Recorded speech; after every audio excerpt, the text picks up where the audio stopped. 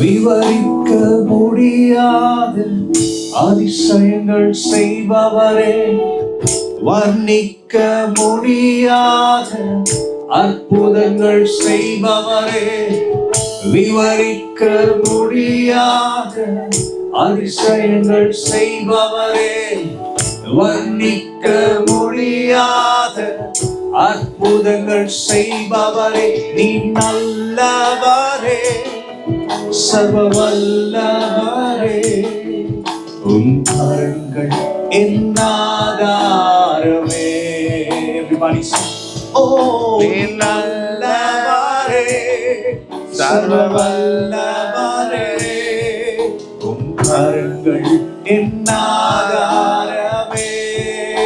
நீ நல்லவா, நீ நல்லவரே, சர்வ வல்லவரே, உன் கரங்கள் என் ஆதாரமே. ஓ, நீ நல்லவரே, சர்வ வல்லவரே, உன் கரங்கள் என் ஆதாரமே. ஏந்தினி தாங்கினி உயர்த்தினி தப்புவித்தி, ஏந்தினி தாங்கினே உதவினி தப்புவித்தி, தகுதியே இல்லை இந்த உயர்வுகள் எனக்கு, மிகுதியான கிருபை காரணம் அதற்கு, தகுதியே இல்லை இந்த உயர்வுகள் எனக்கு, மிகுதியான கிருபை காரணம் அதற்கு. சொல்லுவோம், நீ நல்லவரே, சர்வ வல்லவரே, உன் கரங்கள் என் ஆதாரமே. சொல்லுவோம், ஓஹோ, நீ நல்லவரே, சர்வ வல்லவரே, உன் கரங்கள் என் ஆதாரமே. துவக்கியதை முடிப்பீரே, இறுதி வரை உடனிருப்பீரே. துவங்கியதை முடிப்பீரே, இறுதி வரை உடனிருப்பீரே. தடைகள் வந்தாலும் உன் தரிசனம் நிற்குமே, தாமதமானாலும் அது நன்மையாய் முடியுமே. ஓ, தடைகள் வந்தாலும் தரிசனம் நிற்குமே, தாமதமானாலும் அது நன்மையாய் முடியுமே. நீர் நல்லவரே, சர்வ வல்லவரே, உம் கரங்கள் என் ஆதாரமே. ஓ, நீ நல்லவரே, சர்வ வல்லவரே, உம் கரங்கள் என் ஆதாரமே. நீ நல்லவரே, சர்வ வல்லவரே, உம் கரங்கள் என் ஆதாரமே. நீ நல்லவரே, சர்வ வல்லவரே, உம் கரங்கள் என் ஆதாரமே. ஹalleluya, hallelujah, hallelujah, hallelujah, hallelujah, hallelujah, hallelujah, hallelujah,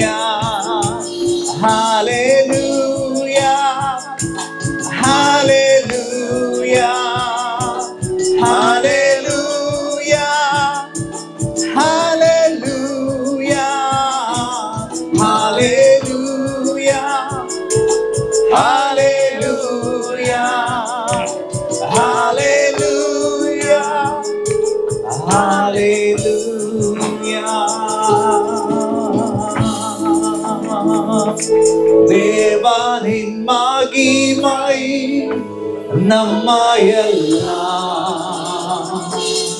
பரிசுத்த ஸ்தலத்தில் மூடுதே. தேவனின் மகிமை நம்மையெல்லாம் பரிசுத்த ஸ்தலத்தில் மூடுதே. ஓ தேவா பிரசன்னமே இறங்கியே வந்திடுதே. ஓ தேவா பிரசன்னமே இறங்கியே வந்திடுதே. தேவானின் மகிமை நம்மையெல்லாம் பரிசுத்த ஸ்தலத்தில் தேவனின் மகிமை நம்மையெல்லாம் பரிசுத்த ஸ்தலத்தில் மூடுதே. தேவனின் மகிமை நம்மையெல்லாம் பரிசுத்த ஸ்தலத்தில் மூடுதே. தேவா பிரசன்னமே இறங்கியே வந்திடுதே. ஓ தேவா பிரசன்னமே இறங்கியே வந்திடுதே. ஓ தேவா பிரசன்னமே இறங்கியே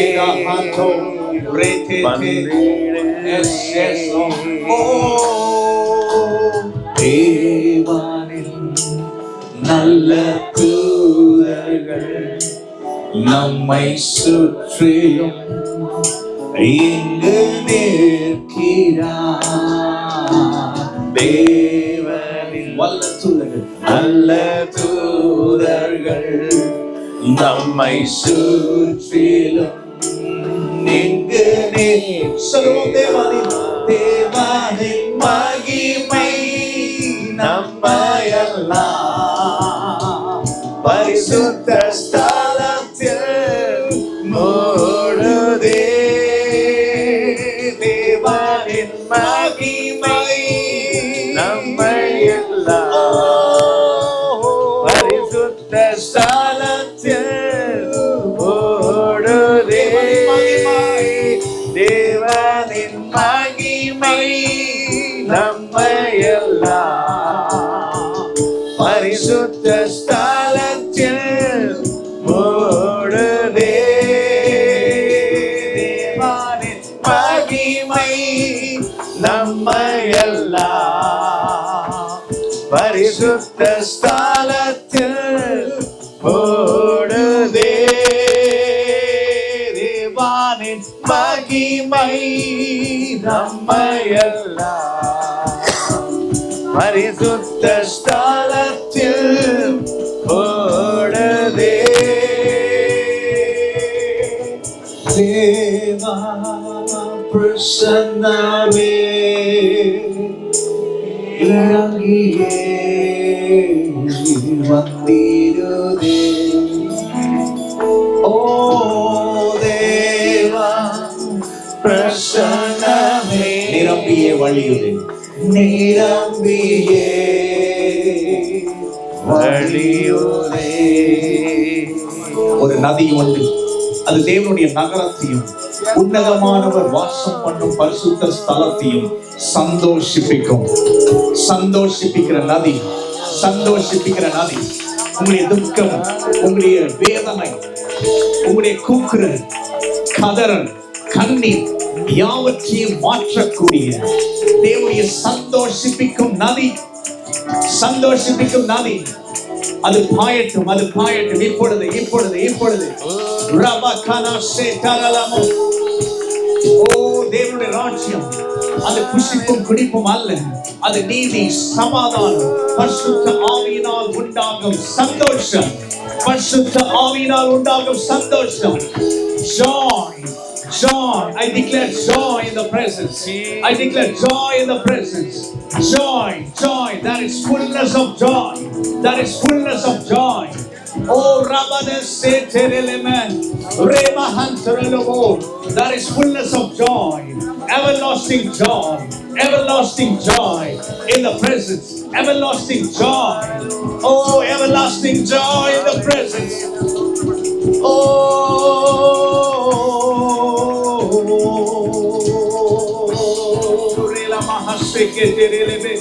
உங்களுடைய மனதை எதெல்லாம் டிஸ்டர்ப் பண்ணுதோ, எதெல்லாம் உங்களை வஞ்சித்து பொய்களை சொல்லி சொல்லி நிறைய பொய்கள் பிசாசு போட்டிருக்கிற எல்லா பொய்கள் எல்லாம் தேய்க்கப்படுகிறது, தேய்க்கப்படுகிறது, தேய்க்கப்படுகிறது. தேவ பிரசன்னத்திலே தேய்க்கப்படுகிறது.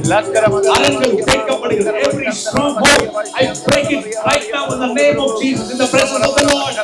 I break every chain. I break every bondage. I declare peace. I declare deliverance in the name of Jesus. Jesus, Jesus. Let your name be glorified, oh God.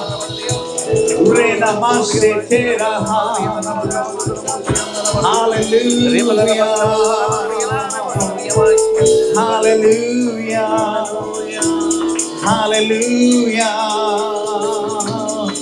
தேவனை அறிகிற அறிவுக்கு விரோதமாய் எழுப்புகிற எல்லா மேன்மைகள்,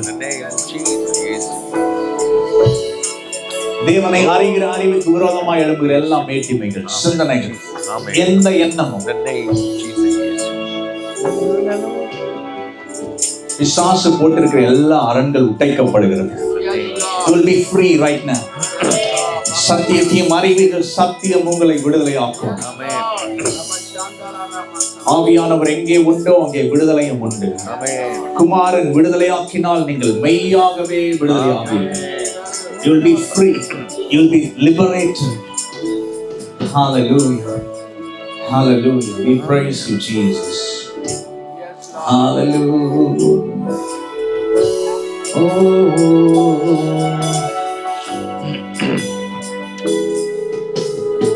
Jesus.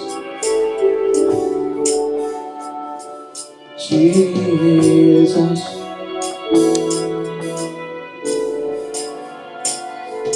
His love is more than enough.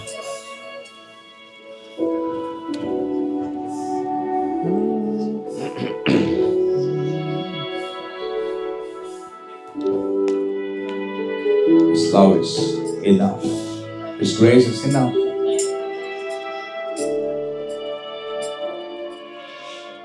அப்பாவுடைய அன்பின் பிரசன்னம் நம்மை அரவணைக்கிறது.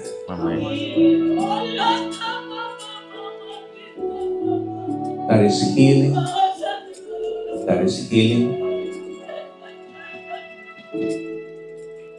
உள்ளான காயங்களை ஆற்றுகிறது.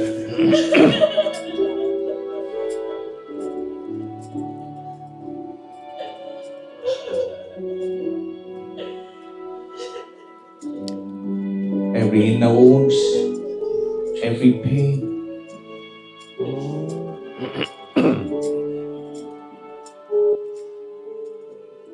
நீங்கள் கடந்து வந்த பாதையில் வருத்தம் இருந்திருக்கலாம், கண்ணீர் இருந்திருக்கலாம், துக்கம் இருந்திருக்கலாம். எனக்கு யார் உதவி செய்யக்கூடும்? என்னை நேசிப்பார் இந்த உலகத்தில் உண்டோ என்று நீங்கள் கேட்டிருக்கலாம். ஆனால் வானத்தையும் பூமியும் படைத்த தேவன், அவர் உங்களது தந்தை, அவர் உங்களது அப்பா. வானத்தையும் பூமியும் படைத்த சர்வத்தையும் படைத்த தேவன், அவரை தான் நாம் அப்பா என்று சொல்கிறோம்.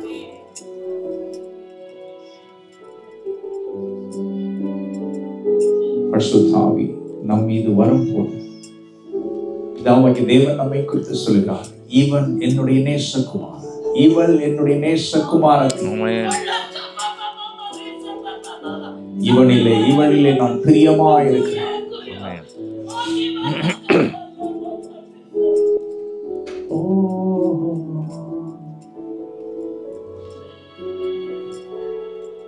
Thank you, Jesus. Thank you.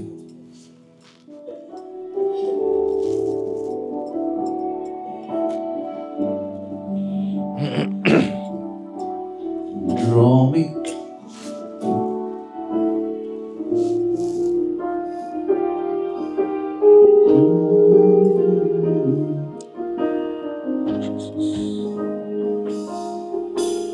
Hold me close, let your love surround me. Bring me near, draw me to your side,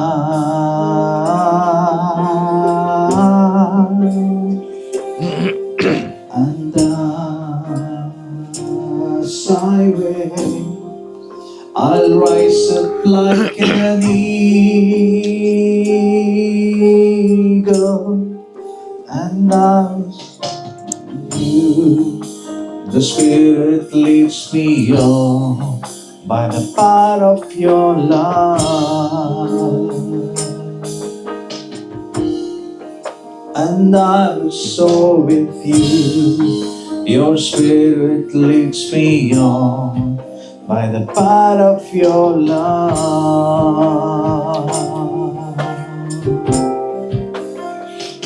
அரவணைக்கிற அவருடைய பிரசனத்துல, அவருடைய அன்புக்குள்ள நாம இருக்கிறதுனால எதுவும் நம்மை பயப்படுத்த தேவையில்லை, எதுவும் நம்மை வருத்தப்படுத்த தேவையில்லை. Neither is the past or nor the future. வருத்தமும் பயமும் நம்மை ஆட்கொள்ள தேவையில்லை, அவசியம் இல்லை. We are in His presence. He is present in this moment. Thank you, Holy Spirit. நீரே மகிமைப்படுவீராக, வார்த்தையை நீ மகிமைப்படுத்துவீராக. இயேசுவின் நாமத்தில் ஜெபிக்கிறோம் நல்ல பிதாவே, ஆமென். ஹalleluya, ஹalleluya, ஹalleluya. கர்த்தர் நல்லவர். ஆமென், ஆமென். நல்லவர் அப்படின்னா He is good all the time. ஆமென், ஹalleluya. நம்முடைய கண்ணோட்டங்கள், நம்முடைய பெர்செப்ஷன் எப்பவுமே தேவன் மேல அப்படி இப்படி மாறிட்டே இருக்கும். ஆனா தேவன் அவர் மாறாதவராக இருக்கிறார். இயேசு கிறிஸ்து நேற்றும் இன்றும் என்றும் மாறாதவர். ஆமென். ஸோ அதனால அவர் மாறாத தேவனா இருக்கிறதுனால அவருடைய அன்பு மாறாதது. His love is என்ன சொல்றது, அன்கண்டிஷனல். அவருடைய அன்பு எப்பவுமே அன்கண்டிஷனலா இருக்கு. இதை யோசிச்சு பார்த்துருக்கீங்களா? அன்கண்டிஷனலா. நாம எப்பவுமே கண்டிஷன்ஸ் அப்ளை, அதுல தான் நம்ம வாழ்றோம். அவருடைய அன்பு எப்படி இருக்கு? அன்கண்டிஷனலா இருக்கு, இம்மெஷரபிளா இருக்கு. அதாவது அளவிட முடியாத அவருடைய அன்பு. ஆமென். இயேசு கிறிஸ்துவின் அன்பை குறித்து சொல்லப்படுகிறது, அவருடைய அன்பின் அகலம், நீளம், ஆழம், உயரம், அந்த அறிவு கிட்டாத அன்பை அறிந்து கொள்ள வல்லவர்களாகவும் அப்படின்னு சொல்லியிருக்கு. ஆமென். ஸோ அப்புறம் அவருடைய அன்பு இர்ரிவோக்கபிளா இருக்கு, திரும்ப பெறாததா இருக்கு. கொஞ்ச நாள் நான் நேசிப்பேன், அதுக்கப்புறம் மாத்திக்கிட்டே இருப்பேன், அப்படி கிடையாது. இர்ரிவோக்கபிள். அவர் அழைத்த அழைப்பும் கிருபை வரங்களும் மாறாதவைகள். அப்படின்னா என்ன அர்த்தம்னா, அவர் நம்ம மேல வைத்த அன்பு வைத்ததுதான். ஆமென். பக்கத்துல பார்த்து சொல்லுங்க, அவர் அன்பு வச்சுட்டாருன்னா அன்பு வைத்ததுதான். ஆமென். அவர் மாற்ற மாட்டாரு. நாம ஒருவேளை நம்ம மாறி போய் நாம நினைச்சிருக்கோம், நம்முடைய மனதுல நம்ம நினைச்சுக்கலாம் என்னான்ட்டு, ஆண்டவர் என்ன நேசிக்கல, ஆண்டவர் தூரமா இருக்கிறாரு. ஸோ அந்த தூரமா இருக்கிறாரு, ஆண்டவர் நேசிக்கல அப்படின்றதெல்லாம் நம்முடைய எண்ணத்துல வரக்கூடிய காரியமா இருக்கு. ஏன்னா நம் மனதிலே நாம சத்துருக்களா இருந்தோமா. கொலோசியர் 1ஆம் அதிகாரத்துல நம்ம படிக்கிறோம், மனதிலே நாம சத்துருக்களா இருந்தோம்.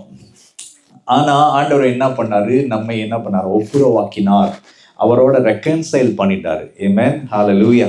ஸோ இந்த காலவேளையில உங்களோட நான் நிறைய பேசணும், எனக்கு நிறைய டைம் கொடுத்துருக்காங்க. So I am really happy about it. என்னன்னா நான் வந்து இந்த ஹால் என்ன சொல்றது, அங்கே எங்கள் ஊர்லெல்லாம் வந்து இந்த ஃபுல் நைட் ப்ரேயர், அப்புறம் ஃபாஸ்டிங் ப்ரேயர், இதெல்லாம் வந்து ரொம்ப நேரம் பேசக்கூடிய ஒரு வாய்ப்புகள்லாம் இருந்திருக்கு. அதனால் அதில் பழகியிருக்கேன், ஒன்றும் பிரச்சனை இல்லை. 4 hours கண்டினியூஸாலாம் பேசியிருக்கேன். அதனால் nothing to worry about it. நீங்கள் கேட்குறதுக்கு ரெடியாக இருக்கீங்களா? ஹல்லேலூயா. ஸோ உங்களை போர் அடிக்க மாட்டேன்னு நான் விசுவாசிக்கிறேன். அவருடைய பிரசனத்தில் இருக்கிறதுனால வார்த்தை எப்போவுமே போர் ஆகாது. ஆமென், ஹல்லேலூயா. எப்போவுமே, ஏன்னா வார்த்தையில இருந்தால் நம்ம உண்டாக்கப்பட்டிருக்கோம். வார்த்தை தான் ஆதாரமாக இருக்குது.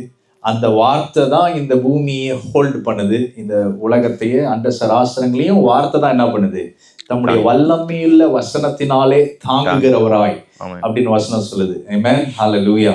ஸோ அப்போ அந்த வார்த்தை தான் நமக்கு என்னவா மாறுதுன்னா ஆதாரமாகவே மாறுது. ஸோ அந்த ஆதாரமா இருக்கிறதுனால அதுவே நம்முடைய ஆகாரமா இருக்கிறது. ஹல்லேலூயா. ஸோ இயேசு கிறிஸ்து வந்து அவர் நிறைய இடத்துல பேசும்போதெல்லாம் சொல்றாரு, நீங்கள் அறியாத வேறொரு போஜனத்தை நான் சாப்பிட்றேன் அப்படின்னு ஒரு இடத்துல சொல்றாரு. ஸோ அந்த மாதிரி இந்த வார்த்தையே நமக்கு ஜீவனா மாறும். ஆமென், ஹல்லேலூயா. வார்த்தை ஆவியாயும் ஜீவனமாய் இருக்கிறது. ஹல்லேலூயா. ஸோ அதனால நீங்க வார்த்தையை உட்கொள்றதுக்கு நீங்க அப்படியே ரெடியா இருங்க. தெய்வ பிரசனத்துல நீங்க நிறைய சாப்பிட நீங்க பயங்கரமா உங்களுக்குள்ள விசுவாசம் வேலை செய்யும். விசுவாசம் வேலை செய்யறதுனால தேவனுடைய கிரியைகளை நாம் பார்க்க முடியும். ஹல்லேலூயா. ஸோ ஒரு எக்ஸ்பெக்டேஷன் வந்து எப்பவுமே இருக்கிறது நல்லது. தேவனுடைய வார்த்தையில மட்டும் நம்ம திருப்தியாகவே கூடாது. தேவ பிரசனத்திலையும் தேவனுடைய வார்த்தையை குறித்து நம்ம என்ன பண்ணக்கூடாது, திருப்தி, we should not get satisfied. அதாவது அந்த சேச்சுரேஷன் லெவல்ல நம்ம போயிடக்கூடாது. திருப்தி ஆகும். திருப்தி ஆகிற அதே சமயத்துல நம்ம எனக்கு என்ன ஆகணும், பசி உண்டாகும். இந்த பிரியாணி பிரியர்கள்லாம் தெரியுமா? சில பேர்லாம் ரொம்ப பிரியாணி பிரியர்களாக இருப்பாங்க. நானும் நல்லா பிரியாணி சமைப்பேன். என்னன்னா பிரியாணி வந்து எப்படின்னா அது வந்து ஒரு ஃபீலிங் அப்படின்னு சொல்லுவோம். பிரியாணி அது ஒரு இமோஷன். ஸோ என்னன்னா சாப்பிட்டுட்டு அப்போதான் சாப்பிட்ருப்போம், ஆனாலும் அந்த திரும்பி அந்த கிரேவிங் இருக்கு பார்த்தீங்களா, அந்த கிரேவிங் என்ன பண்ணுதுன்னா பசியை திரும்பி என்ன பண்ணுது, உண்டாக்குது. அந்த மாதிரி தேவனுடைய வசனத்தை நம்ம கேட்க கேட்க திருப்தி ஆகணும், அதே நேரத்தில் பசி உண்டாகணும். ஏன் அது ஒரு பாரடாக்ஸ். திருப்தி ஆகிற சமயத்திலேயே நமக்கு என்ன ஆகணும், பசி உண்டாக வேண்டும். ஏன், ஹல்லேலூயா. ஸோ நம்மளை ஆண்டவர் வந்து முன்குறித்த விதம், நம்மை ஆண்டவர் அழைத்த விதம்லாம் பார்த்தா ரொம்ப ஆச்சரியமா இருக்கு. ஏமே, எத்தனையோ பேருக்கு இல்லாத ஸ்லாக்கியத்தை தேவன் நமக்கு தந்திருக்கிறார். இன்றைக்கு எத்தனையோ பேர் வெக்கேஷன்ல எங்கேயோ போயிட்டு இருக்காங்க. ஆனா தேவ பிரசனத்தில் நீங்க வந்து உட்காந்துருக்கீங்கன்னா மிகப்பெரிய என்ன சொல்றது, இது வந்து பயங்கரமான விஷயம்.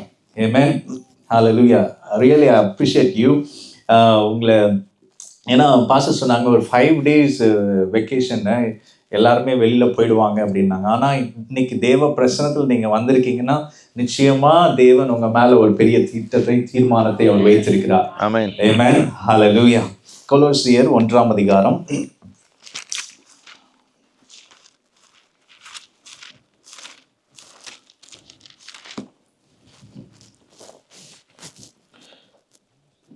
கொலோசியர் 1:9 படிக்கலாம்.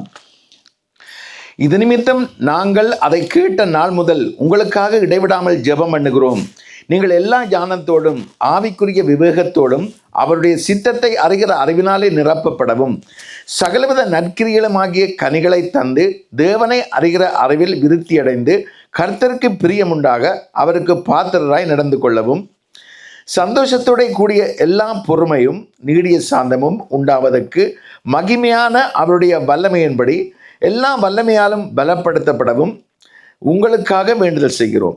ஓகே, போதும். இது நிமித்தம் நாங்கள் அதை கேட்ட நாள் முதல் உங்களுக்காக இடைவிடாமல் ஜெபம் பண்ணுகிறோம். நீங்கள் எல்லா ஞானத்தோடும் ஆவிக்குரிய விவேகத்தோடும் அவருடைய சித்தத்தை அறிகிற அறிவினாலே நிரப்பப்படவும்.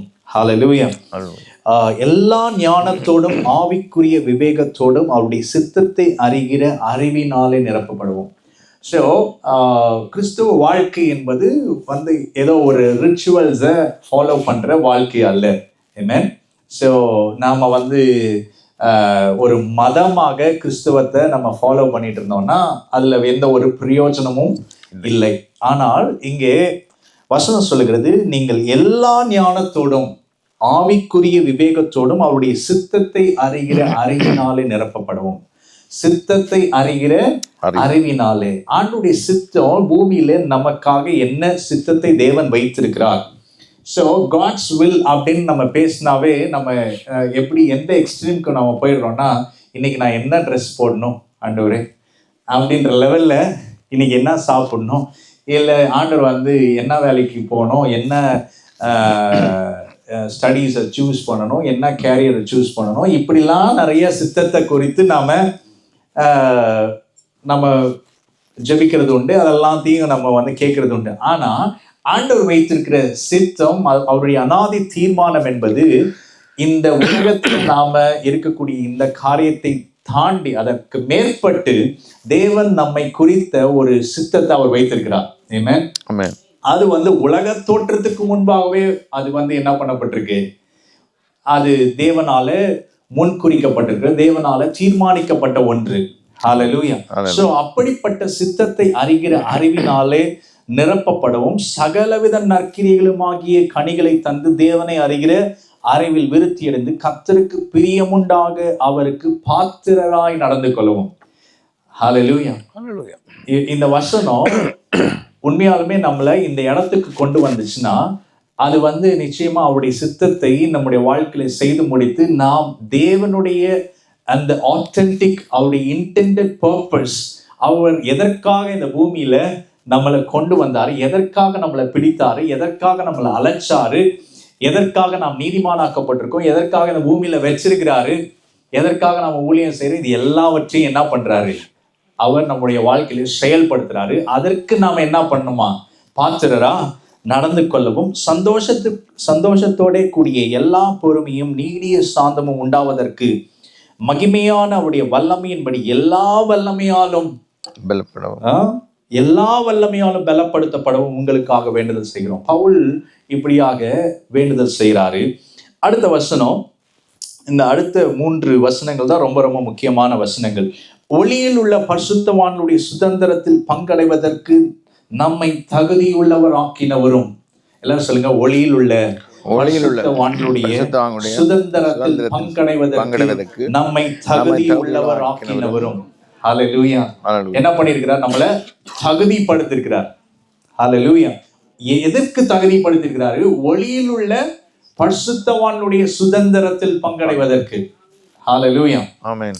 நம்ம பேசிக்கா நம்முடைய கிறிஸ்தவத்துல, நான் வந்து சிறு வயதுல இருந்தே நான் கிறிஸ்தவ குடும்பத்துல தான், நான் பாஸ்டர் ஃபேமிலி வேற. நமக்கு பேசிக்காவே ஒரு ரொம்ப ரொம்ப சிம்பிளா ஒரு காரியத்தை சொல்லி கொடுத்தாங்க. நீங்க பரிசுத்தமா வாழணும். அப்புறம் என்னது, பரிசுத்தமா வாழணும், என்னங்க சொல்ல மாட்டீங்க, பரிசுத்தமா வாழணும், பரலோகம் போகணும். Very very simple. பரிசுத்தமா வாழணும், பரலோகம் போகணும், பரிசுத்தமா வாழணும், இப்படியே சொல்லி வளர்க்கப்பட்டிருக்கோம். ஆனா இங்க ராஜ்யத்தினுடைய காரியங்கள் நமக்கு பயங்கரமா வைக்கப்பட்டிருக்கு. இந்த வசனம், இந்த வார்த்தைகள், அதுவும் முக்கியமா பாலின் எபிசல்ஸ்லாம் நீங்க படிச்சீங்கன்னா, தேவன் நமக்காக சிறந்த காரியங்களை தேவன் வைத்திருக்கிறார். ஆமென். ஹல்லேலூயா. இந்த 2 நாட்களும் ராஜ்யத்தை குறித்து தான் அவங்களோட பேச போறேன். ஆமென்.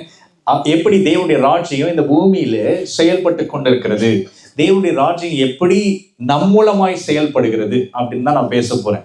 ஆமென். ஒளியில் உள்ள பரிசுத்தவான்களுடைய சுதந்திரத்தில் பங்கடைவதற்கு, எல்லாம் சொல்லுங்க, சுதந்திரத்தில். ஏன்னா நமக்காக ஒரு சுதந்திரம் வைக்கப்பட்டிருக்கு. ஆமென். இன்ஹெரிட்டன்ஸ். சுதந்திரம் அப்படின்றது வந்து ஒரு சாதாரணமான விஷயம் கிடையாது. ஒரு பெரிய ஒரு கிங் இருக்கிறார்னு வச்சுக்கோங்க, ஒரு பெரிய ராஜா இருக்கிறாருன்னா, அந்த ராஜாவுடைய சன்ஸ்க்கு, அவங்களுடைய குமாரர்களுக்கு ராஜா சேர்த்து வைத்த எல்லா காரியங்களும் எப்படி சுதந்திரமா வருதோ, ஜஸ்ட் பிகாஸ் அவங்க வந்து அந்த ராஜாவுக்கு பிள்ளையா பிறந்தது நிமித்தமா அந்த சுதந்திரம்லாம் அப்படி என்ன ஆகுது, டிரான்ஸ்ஃபர் ஆகுது. தாவீது சாலமோனுக்காக என்ன பண்ணாரு? அவ்வளோ கோல்டை, அவ்வளோ பொக்கிஷங்களை, அவ்வளோ பொசிஷன்ஸை சேர்த்து வச்சாரு. அதனாலதான் சாலமோன் எப்படி இருந்தாரு? சாலமோன் ரொம்ப ஐஸ்வர்யம் உள்ளவராக இருந்தார். ஸோ அந்த மாதிரி தேவன் நமக்காக சுதந்திரத்தை வைத்திருக்கிறார். ஆமென் சொல்லுங்க. ஆமென். சுதந்திரத்தை தேவன் வைத்திருக்கிறார். இந்த சுதந்திரம் அப்படின்றது ஜஸ்ட் ஒரு பரலோகம் செல்வது அப்படின்றது மட்டும் கிடையாது. இந்த பூமியில தேவன் நமக்காக ஆயத்தம் பண்ணி வைத்தவைகள் என்று இருக்கிறது. ஹல்லேலூயா. சோ ஒளியில் உள்ள பரிசுத்தவான்களுடைய சுதந்திரத்தில் நம்மை பங்கடைவதற்கு நம்மை தகுதியுள்ளவர் ஆக்கினவரும் இருளின் அதிகாரத்தில் நின்று நம்மை விடுதலை ஆக்கி, எல்லாம் சொல்லுங்க, இருளின் அதிகாரத்தில் நின்று நம்மை விடுதலை ஆக்கி. ஹல்லேலூயா. இயேசு கிறிஸ்துவுக்குள்ள ஒருத்தங்க வந்துட்டாங்கன்னா அவங்களுக்கு அவங்க மேல இருளுக்கு அதிகாரம் இல்லை. ஹல்லேலூயா. ஆமென். ஹல்லேலூயா. இருளுக்கு எந்த விதமான அதிகாரமும் இல்லை. என்ன பண்ணியிருக்கிறார்? இருளின் அதிகாரத்தினின்று நம்மை விடுதலையாக்கி தமது அன்பின் குமாரனுடைய ராஜ்யத்திற்கு உட்படுத்தி இருக்கிறார். ஹல்லேலூயா.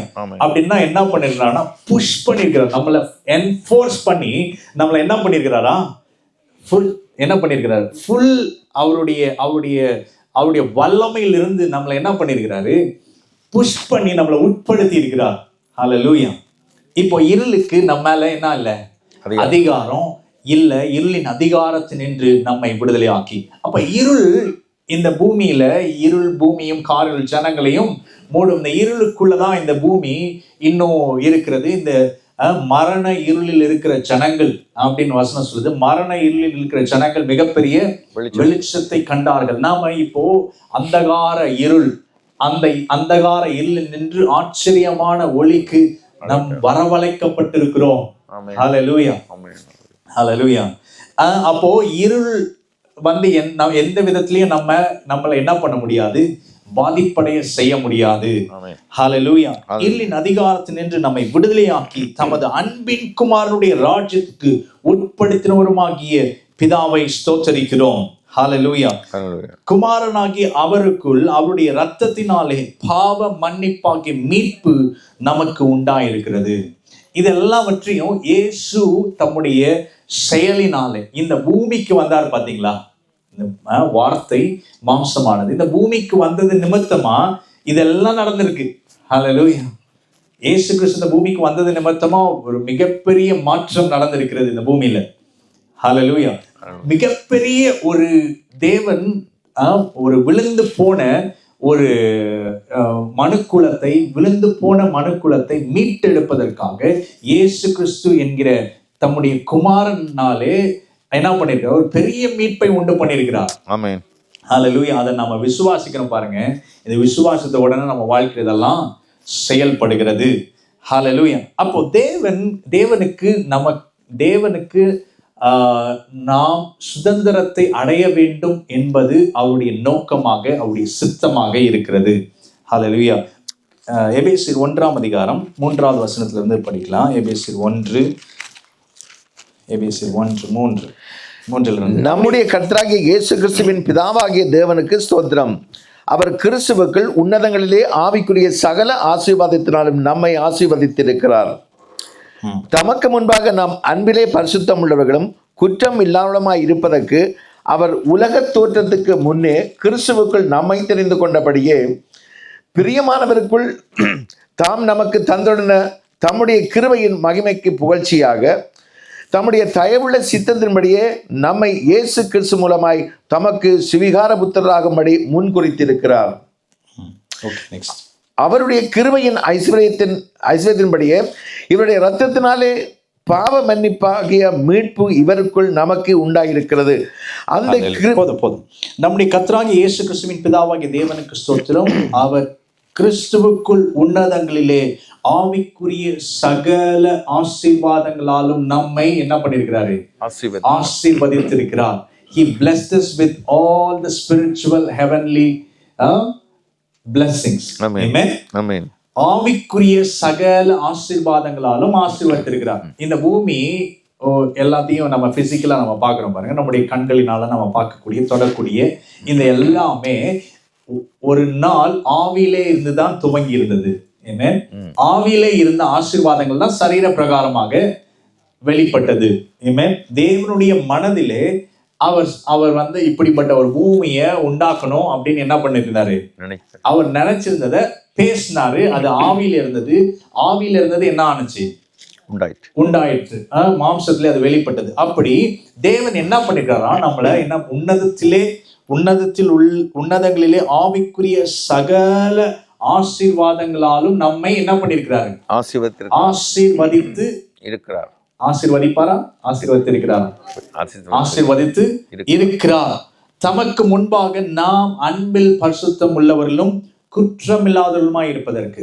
இதுதான் தேவன் நம்ம மேல வைத்திருந்த ஒரு அனாதி தீர்மானம். அதுதான் நம்ம மேல உள்ள தேவனுடைய சித்தமா இருக்கு. இந்த சித்தத்தை அறிகிற அறிவை தான் நாம அந்த அறிவுல தான் நாம பெருகணும். ஆமென். தமக்கு முன்பாக நாம் அன்பில் பரிசுத்தம் உள்ளவர்களும் குற்றமில்லாதவர்களுமாய் இருப்பதற்கு. இது வாய்ப்பு இருக்கா நமக்கு?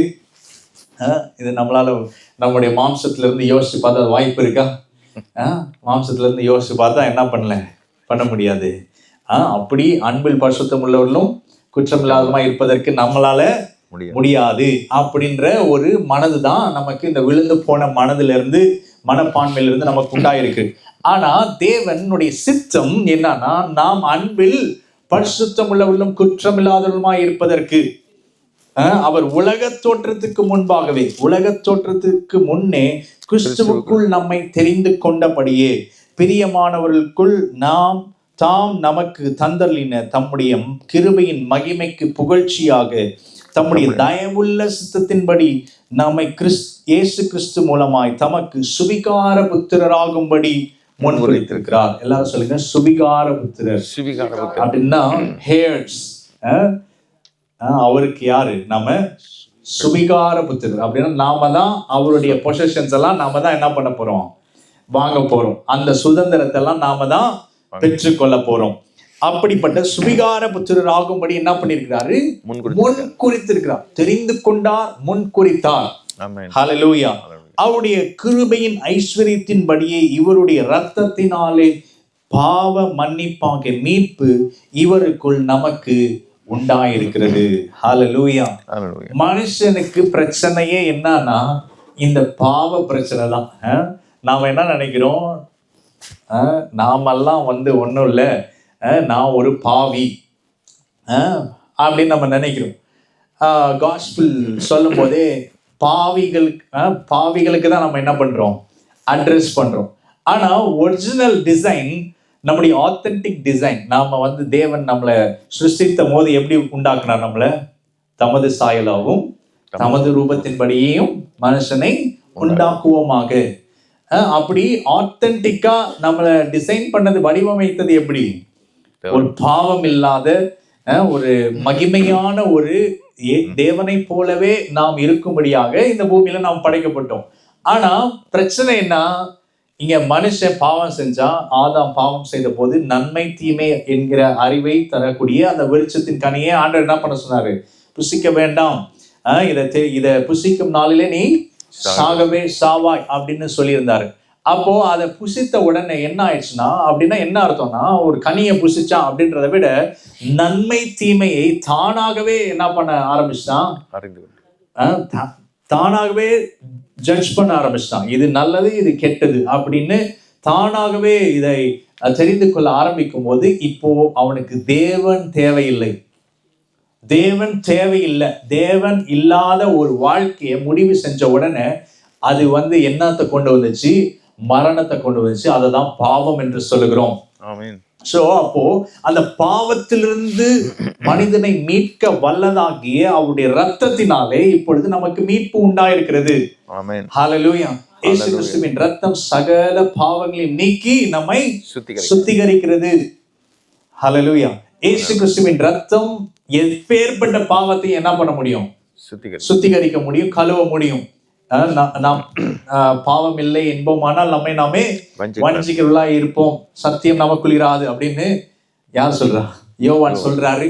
இப்படி நான் ஒருவன் பாவம் செய்வானானால் அவனுக்காக என்ன பண்றாராம், கிருபாதார பலியாக அவர் என்ன பண்றாரு, நமக்காக பிதாவின் இடத்துல அவர் பரிந்து பேசுகிறவரா இருக்கிறாரு. இப்படிலாம் இதில் இப்படி நம்மை விடுதலையாக்கி, இந்த பாவ மன்னிப்பாக்கிய மீட்பினாலே நம்மை விடுதலையாக்கி என்ன பண்றாரு, இந்த சுவிகார புத்திரர் ஆகும்படியாக நம்மை முன் குறித்திருக்கிறார். ஹல்லேலூயா, ஆமென், ஹல்லேலூயா. எத்தனை பேரு இந்த சுவிகார புத்திரரை, இந்த புத்திரர் ஆகும்படியாக நம்மளை முன் குறித்திருக்கிறார் என்பதை உள்வாங்கி இதை சுதந்திரிக்கணும்னு விரும்புறீங்க? ஆமென், ஹல்லேலூயா.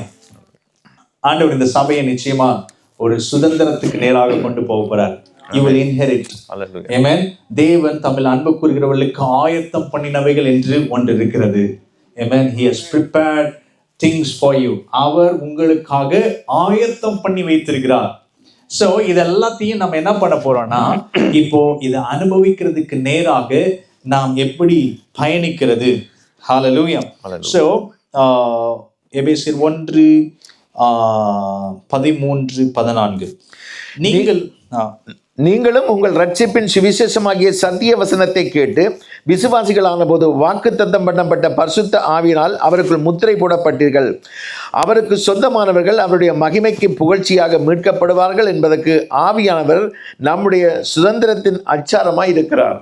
நீங்களும் உங்கள் ரட்சிப்பின் சுவிசேஷமாகிய சத்திய வசனத்தை கேட்டு விசுவாசிகளான போது வாக்குத்தத்தம் பண்ணப்பட்ட பரிசுத்த ஆவியால் அவருக்குள் முத்திரை போடப்பட்டீர்கள். ஹல்லேலூயா, ஹல்லேலூயா. ஆண்டவர் நம்மள இந்த இருளின் அதிகாரத்தில் நின்று நம்மை விடுதலையாக்கினார். பாத்தீங்களா, இதுதான் சுவிசேஷமா இருக்கு. அந்தகார இல்லை நின்று ஆச்சரியமான ஒளிக்கு வரவழைத்தருடைய புண்ணியங்களை அறிவிக்கும்படி நாம் தெரிந்து கொள்ளப்பட்ட சந்ததி, ராஜரிக ஆசாரிய கூட்டம், அவருக்கு சொந்த ஜனம், அவருக்கு பரிசுத்த ஜாதியா இருக்கும். இப்படி இந்த விடுதலையாக்கப்பட்டிருக்கோம். பாத்தீங்களா, இதுதான் ரட்சிப்பின் சுவிசேஷமா இருக்கு. இந்த ரட்சிப்பின் சுவிசேஷமாகிய சத்திய வசனத்தை கேட்டு விசுவாசிகளான போது வாக்குத்தத்தம் பண்ணப்பட்ட பரிசுத்த ஆவியால் அவருக்குள் முத்திரை போடப்பட்டீர்கள். ஆமென். ஆண்டவர் என்ன பண்ணிருக்காரு? இப்போ என்ன பண்ணிருக்காரு? சீல் பண்ணிருக்கிறார். இந்த பொசிஷனுக்காக, இந்த சுதந்திரத்துக்காக இவளை நான் தெரிந்து கொண்டேன். இதற்கு சீல், அதுக்கு சீல் போடப்பட்டிருக்கிறது. என்னது? பரிசுத்த ஆவியினால நாம என்ன பண்ணப்பட்டிருக்கோம்? முத்திரை போடப்பட்டிருக்கிறோம். அவருக்கு சொந்தமானவர்கள் அவருடைய மகிமைக்கு புகழ்ச்சியாக மீட்கப்படுவார்கள். சொல்லுங்க, அவருக்கு சொந்தமானவர்கள் அவருடைய மகிமைக்கு புகழ்ச்சியாக மீட்கப்படுவார்கள் என்பதற்கு ஆவியானவர் நம்முடைய சுதந்திரத்தின் அச்சாரமா இருக்கிறார். He is the guarantee. Hallelujah. என்னன்னா, சின்ன வயசுல இருந்தே சபையில வளர்க்கப்பட்டு இப்படிலாம் வளர்ந்ததுனால எனக்கு பெருசா திடீர்னு பயங்கரமா கேள்விகள்லாம் வரும். நிறைய கேள்விகள் வரும். எதுக்காக நாம அப்போ மற்ற தெய்வங்கள் இல்லையா, இந்த மாதிரிலாம் நிறைய கேள்விகள் வரும். இன்னைக்கு இருக்கக்கூடிய யங்ஸ்டர்ஸ்க்கு நிறையா அந்த மாதிரி கேள்விகள்லாம் வரும். ஆனா இந்த ரகசியங்கள்லாம் பார்க்கும்போது வேற எங்கும் சொல்லப்படாத, வேற எந்த வேதத்திலையும் சொல்லப்படாத ஒரு ஆச்சரியமான, என்ன சொல்றது, இது இந்த மனிதனுடைய மூளைக்கு அப்பாற்பட்ட காரியங்களை இந்த வேதம் பேசி இருக்கிறது. ஹல்லேலூயா. ஸோ அப்போ சின்ன வயசுல நிறைய கேள்விகளை கேட்டு வளர்ந்துருக்கோம் பாருங்க. அதனால அந்த ஒரு ரிலீஜியஸ் கிறிஸ்டியானிட்டி மேலே எனக்கு வெறுப்பெல்லாம் ஏற்பட்டுருந்துச்சு. ஒரு என்ன சொல்றது, எதுக்கு ஜெபம் பண்ணணும், எதுக்கு பைபிள் வாசிக்கணும், எதுக்கு காலையில். ஆனால் எங்கள் அப்பா சும்மா விடவே மாட்டார். காலையில் 4 மணிக்கு எழுப்பிவிடுவார். 4 மணிக்கு எழுப்பிட்டு ஜெபம் பண்ண சொல்லுவார்.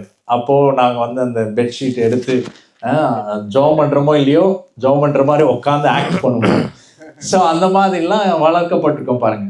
அதனால நிறைய கேள்விகள் இருந்ததுனால அது கேள்விகள் தேடலாம் மாறி இப்போ பார்த்தீங்கன்னா இது ஒரு ஆச்சரியமான ஒரு வழி. ஆமென். அவருக்கு சொந்தமானவர்கள் அவருடைய மகிமைக்கு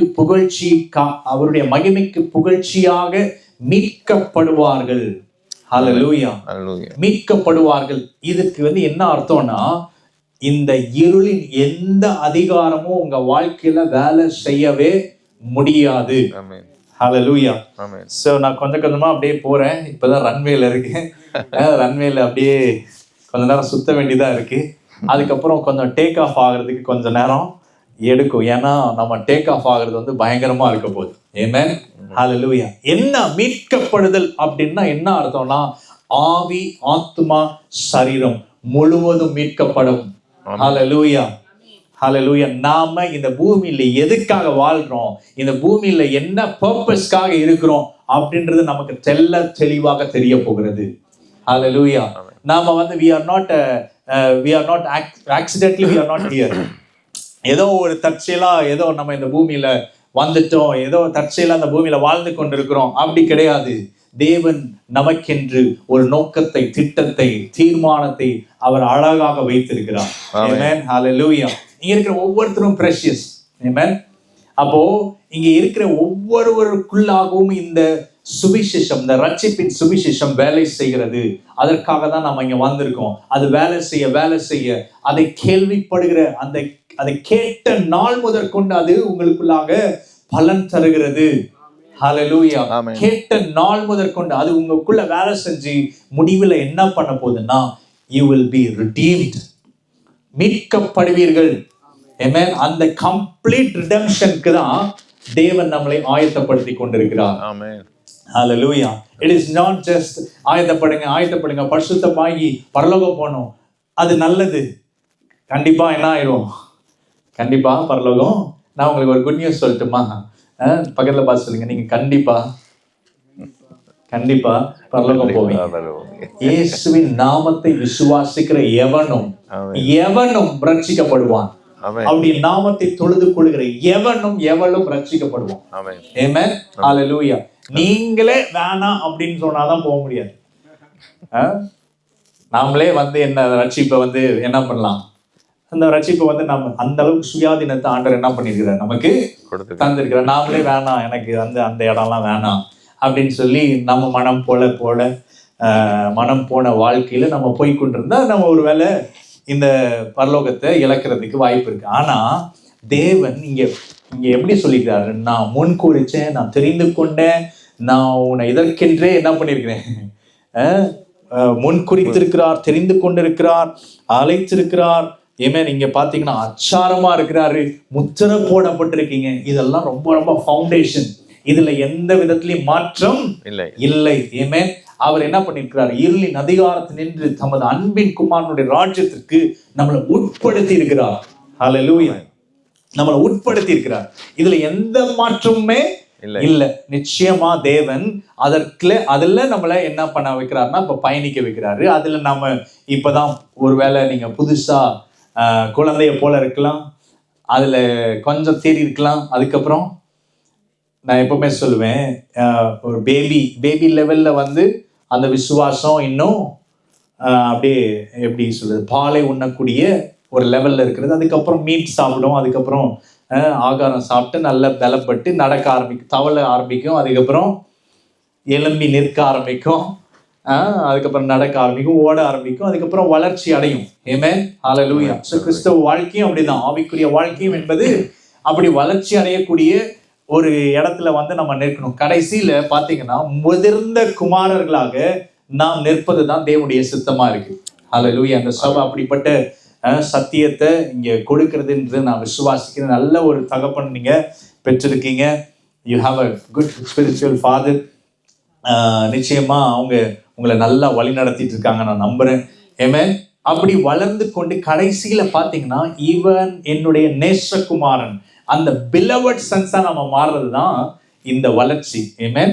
சோ அப்போ இந்த மீட்கப்படுதல், அந்த மீட்கப்படுவதற்கு ஆவியானவர் என்னவா இருக்கிறாராம், நம்முடைய சுதந்திரத்தின் அச்சாரமா இருக்கிறாரு. He is the guarantee பண்ணிருக்கிறார். ஸோ இப்போதான் நான் சப்ஜெக்ட்குள்ளேயே வரப்போறேன். இது ஃபவுண்டேஷன். ஸோ ஆதாம் பாவம் செய்த போது தேவன் வந்து சொன்னாரு, இதை புசிக்கும் நாளிலே நீ சாகவே சாவாய். ஒன்று செத்துட்டானா? பிசிக்கலா செத்துட்டானா? இல்ல. ஆனா அவனுக்குள்ள இப்போ வேற ஒரு கேரக்டர் வந்திருக்கு பாருங்க. வேற ஒரு ஆவியிலிருந்து செயல்படுறான். தேவ ஆவி அற்றவனாய் மாறிவிட்டான். மல்கியால நம்ம படிக்கிறோம். மல்கியா 2ஆம் அதிகாரத்துல தேவன் ஒருவனை படைத்தார், ஒருவனை அல்லவா படைத்தார், ஆவி, அவருடைய ஆவி அவனுக்குள் பரிபூர்ணமாய் இருந்ததே. அப்போ அந்த ஆவி எப்போ அவன் நன்மை தீமை அறியத்தக்க விருட்சத்தின் கனியை புசித்தானோ அப்பவே என்ன ஆயிடுச்சு, அந்த ஆவியிலிருந்து வெளியே வந்துட்டான். இப்போ ஆவியற்ற மனிதனாக மறைத்த நிலைமையில இருக்கிறான். தேவனோடு இருக்கக்கூடிய உறவு துண்டிக்கப்பட்டவனாக இப்போ மறித்த நிலைமையில, அதாவது அவன் மறிக்கல, ஜீவன் இருக்கு, ஆவியற்ற மனிதனாக, அதாவது தேவனுடைய ஆவியற்ற மனிதனாக மாறிவிட்டான். அந்த ஆவி இல்லாததுனால இப்போ தேவன் ஆவியா இருக்கிறார். அவரை தொழுது கொள்கிறவர்கள் ஆவியோடும் உண்மையோடும் தொழுது கொள்ள வேண்டும். இப்போ தேவனால இந்த மனிதனோட என்ன பண்ண முடியலன்னா டீல் பண்ண முடியல. ஆவியா இருக்கிற தேவன் மாம்சீக மனிதனோட என்ன பண்ண முடியல, டீல் பண்ண முடியல. அதனாலதான் பழைய ஏற்பாட்டு காலத்துல நீங்க பாத்தீங்கன்னா எல்லாரோடும் ஆண்டவர் எப்படி பேசினார்னா, எபிரேயர் 1ஆம் அதிகாரம் 1வது வசனத்துல நீங்க படிச்சீங்கன்னா, பங்கு பங்காகவும் பூர்வ காலங்களில் தேவன் என்ன பண்ணாரு, பங்கு பங்காகவும் வகை வகையாகவும் திருவலம் பற்றினார், தீர்க்கதரிசிகள் மூலமாய் திருவலம் பற்றினார். ஏன் அப்படின்னா, ஏன் பாட் பை பாட்டா ஆண்டவர் பேசினார்னா, முழுசா என்ன பண்ண முடியல, பேச முடியல. அவ்வப்போது பரிசுத்த ஆவியானவர் அவங்க மேல வருவார், ஏதோ ஒரு காரியத்தை செய்வார், திரும்பி போயிடுவார். இப்படிப்பட்ட ஒரு டீலிங் தான் இருந்துச்சு. ஏன்னா ஆவியற்ற மனிதன், ஆவி இல்லாத ஒரு மனிதனால என்ன பண்ண முடியாது, சுதந்திரத்தை பெற்றுக்கொள்ள முடியாது. ஆவி இல்லாத மனிதனால தேவன் என்ன தீர்மானத்தை வைத்திருக்கிறாரோ அதை அவனால அனுபவிக்க முடியாது. சோ நம்ம மாம்சீக இந்த உலகத்துல தேவ ஆவியை பெற்றால் ஒழிய இந்த மாம்சீக உலகத்துல ஜெயமுள்ள ஒரு வாழ்க்கையை வாழ முடியாது. சோ அப்போ இங்க தேவன் என்ன பண்ணார்னா, இயேசு கிறிஸ்துவின் மூலமாக இப்பொழுது இந்த ஆவி மறுபடியும் நமக்கு அருளப்படுகிறது. அப்போ மனுஷன் அந்த வசனத்தை வாசிக்கலாம். எபிரேயர் 1ஆம் அதிகாரம் 1வது வசனம் 1, 2, 3. பூர்வ காலங்களில் பங்கு பங்காகவும் வகை வகையாகவும் தீர்க்கதரிசிகள் மூலமாய் பிதாக்களுக்கு திருவுளம் பற்றின தேவன் இந்த கடைசி நாட்களில் குமாரன் மூலமாய் நமக்கு திருவுளம் பற்றினார். இந்த கடைசி நாட்கள் அப்படின்றது இயேசு கிறிஸ்து இந்த பூமிக்கு வந்த போதே. ஆமென், ஹல்லேலூயா. லாஸ்ட் டேஸ் அப்படின்னா இப்பதான் லாஸ்ட் டேஸ் இல்ல, இயேசு கிறிஸ்து பூமிக்கு வந்த போதே என்ன ஆயிடுச்சு, இந்த கடைசி நாட்கள் குமாரன் மூலமாய் திருவுளம் பற்றினார். அப்படின்னா இந்த மனிதனுடைய எல்லா பாவத்திற்கும், மனிதனுடைய எல்லா இயலாமைக்கும், அந்த இருளுக்கும் ஒரு முற்றுப்புள்ளி வைத்ததுதான் இயேசு கிறிஸ்துடைய முதலாம் வருகை. ஹல்லேலூயா. யோவான் 1ஆம் அதிகாரத்துல நாம படிக்கிறோம், ஆதியிலே வார்த்தை இருந்தது, அந்த வார்த்தை தேவனிடத்தில் இருந்தது, அந்த வார்த்தை தேவனா இருந்தது. அப்புறம் அந்த வார்த்தை மாம்சமாகி கிருபையினாலும் சத்தியத்தினாலும் நிறைந்தவராய் நமக்குள்ளே வாசம் பண்ணினார். அப்போ இயேசு கிறிஸ்துவின் வருகைதான் இந்த எல்லா பிரச்சனைக்கும் ஒரு முடிவாய் இருந்தது, எல்லா பிரச்சனைக்கும் ஒரு முற்றுப்புள்ளியா இருந்தது. அப்போ இந்த கடைசி நாட்கள் அப்படின்றது இயேசு கிறிஸ்துவின் வருகை, அந்த முதலாம் வருகையிலே ஆரம்பித்து விட்டது. இந்த கடைசி நாட்களில் குமாரன் மூலமாய் நமக்கு திருவுளம் பற்றினா இவரை சர்வத்துக்கும் சுதந்திரவாளியாக நியமித்தார். எல்லாரும் சொல்லுங்க, சர்வத்துக்கும் சுதந்திரவாளி. இப்ப நம்ம எதுக்கு வந்திருக்கோம், சுதந்திரத்தை பெற்றுக்கொள்றதுக்கு. இயேசு கிறிஸ்து இந்த பூமிக்கு வரும்போது அவர் பிள்ளைகள் மாம்சத்தையும் இரத்தத்தையும் உடையவர்களா இருக்க, அவரும் அவர்களை போல மாம்சத்தையும் இரத்தத்தையும் உடையவரானார். அப்போ ஆதாம் லூக்கா 3ஆம் அதிகாரம் கடைசி வசனத்தை நீங்க படிச்சீங்கன்னா இங்கிலீஷ்ல எப்படின்னா, Adam son of God. Adam யாரு, இங்கிலீஷ்ல படிங்களேன், இங்கிலீஷ்ல 3ஆம் அதிகாரம் கடைசி வசனம் இங்கிலீஷ்ல யாராவது இருந்தா படிங்க. ஆடம் யாரு,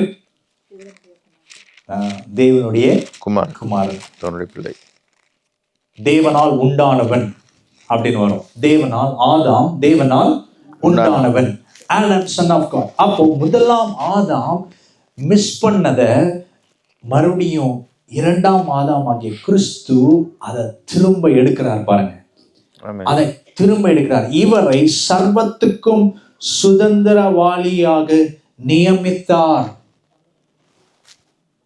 இங்க நமக்கு ஒண்ணு புரியணும். சர்வத்துக்கும் சுதந்திரவாளியாக இயேசு நியமிக்கப்பட அவசியம் என்ன? இயேசு நியமிக்கப்பட அவசியம் என்ன? எங்க அவர் மூலம் தாங்க உண்டாயிருக்கு. கொலோசியர் 1ஆம் அதிகாரத்துல நம்ம படிக்கிறோம், எல்லாம் சகலமும் அவர் மூலமாய் உண்டாயிற்று, உண்டானது ஒன்றும் அவராலே இல்லாமல் உண்டாகவில்லை. அவர் மூலமா தான் உண்டாயிருக்கு. எதுக்கு அவர்கிட்டே திரும்பி கொடுக்கணும் அப்படின்ற மாதிரி நமக்கு தோணுதா? எதுக்கு அவரை போய் என்ன பண்ணணும், சுதந்திரவாளியாக நியமிக்கணும் அப்படின்னா ஒரு அங்க ஒரு காரியம், அங்க ஒரு விஷயம் இருக்கு, அங்க ஒரு சீக்ரெட் இருக்கு, ஒரு மிஸ்ட்ரி இருக்கு. என்னன்னா நம்மை சுதந்திரிக்க செய்வதற்காக. அப்போ சர்வத்திரியம் இவரை சர்வத்துக்கும் சுதந்திரவாளியாக நியமித்தார். இவரை கொண்டும் உலகங்களை உண்டாக்கினார். இவர் அவருடைய மகிமையின் பிரகாசமும் அவருடைய தன்மையின் சொரூபமாய் இருந்து சர்வத்தையும் தம்முடைய வல்லமையுள்ள வசனத்தினாலே தாங்குகிறவராய் தம்மாலே தாமே நம்முடைய பாவங்களை நீக்கும் சுத்திகரிப்பை உண்டு பண்ணி உன்னதத்திலுள்ள மகத்துவமானவருடைய வலது பார்சத்தில் உட்கார்ந்தார். ஹல்லேலூயா. இவர் அவருடைய மகிமையின் பிரகாசம். Jesus is the exact representation of the Father. இயேசு பிதாவினுடைய மகிமையின் பிரகாசமும் அவருடைய தன்மையின் சொரூபமாய் இருந்து சர்வத்தையும் தம்முடைய வல்லமையுள்ள வசனத்தினாலே தாங்குகிறவராய் தம்மாலே தாமே நம்முடைய பாவங்களை நீக்கும் சுத்திகரிப்பை உண்டு பண்ணி. பாருங்க, அங்கங்க இந்த பாவத்தை நீக்கும் சுத்திகரிப்பு, இவருடைய ரத்தத்தினாலே பாவ மன்னிப்பாகிய மீட்பு, இப்படிலாம் சொல்லப்பட்டே இருக்கு. ஏன் அப்படின்னா இந்த பாவம் இடையில என்ன பண்ணிருக்கு, இந்த சுதந்திரத்தை என்ன பண்ணிருக்கு, தடுத்திருக்கு. அந்த சுதந்திரத்தை தடுத்திருக்குன்னா, இப்போ பாவம் தடுத்திருக்குன்னா அதுக்காக பயப்பட தேவையில்லை. என்ன பண்ணியிருக்கிறாரு, அதற்காக ஒரு ரெமடி, ஒரு தீர்வு அங்க இயேசு கிறிஸ்துவின் ரத்தத்தினாலே உண்டாயிருக்கிறது. ஹல்லேலூயா. சோ இவர் அவருடைய மகிமையின் பிரகாசம் அவருடைய தன்மையின் சொரூபமாய் இருந்து தேவனை அப்படியே பிரதிபலிக்கிறார். இயேசு தேவனை என்ன பண்றாரு, அப்படியே பிரதிபலிக்கிறார். நாமளும் அப்படியே பிரதிபலிப்பதற்காக தான் இந்த பூமியில உண்டாக்கப்பட்டோம். ஆமென். யோவான் 1ஆம் அதிகாரம், யோவான் 1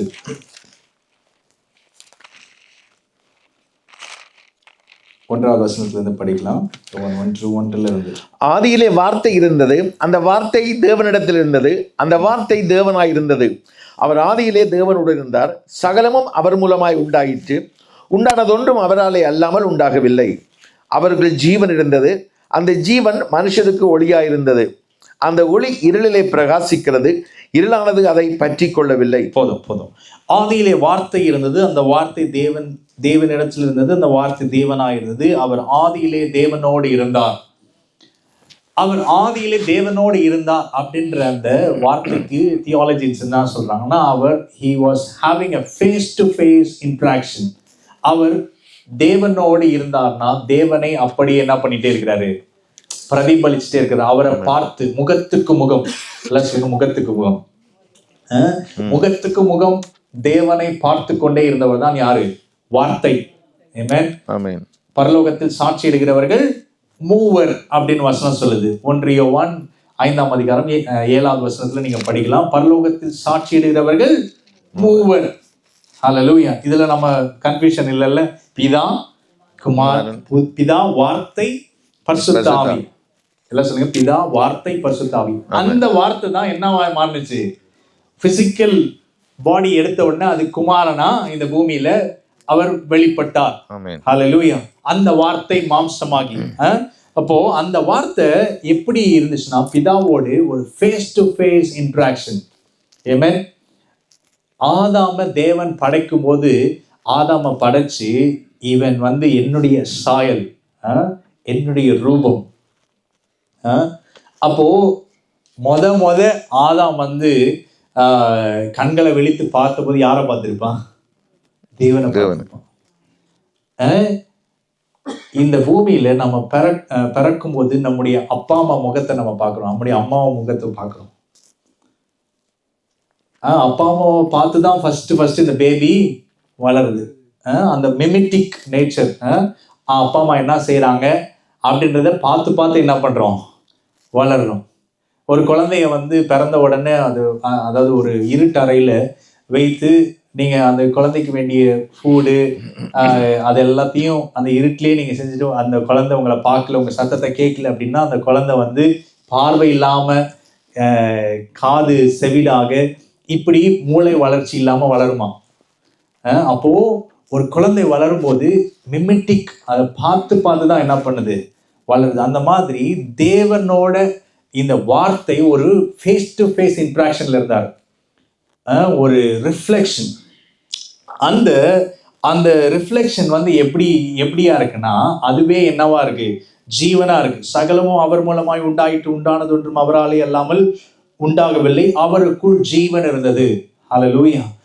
ஆதாமுக்கு ஆண்டவர் சொன்னாரு, இந்த ஜீவ விருட்சத்தின் கனியினால் அவனுக்கு என்ன உண்டாகும், ஜீவன் உண்டாகும். ஆனா நன்மை தீமையை அறியத்தக்க விருட்சத்தினாலே என்ன உண்டாகும், மரணம் உண்டாகும். அப்ப ஜீவ விருட்சத்தின் கனி என்னன்னா, டெய்லி தேவன் என்ன பண்ணாரு, அந்த தோட்டத்தின் நடுவில் என்ன பண்ணாரு, தேவன் உலாவிக் கொண்டே இருந்தார்.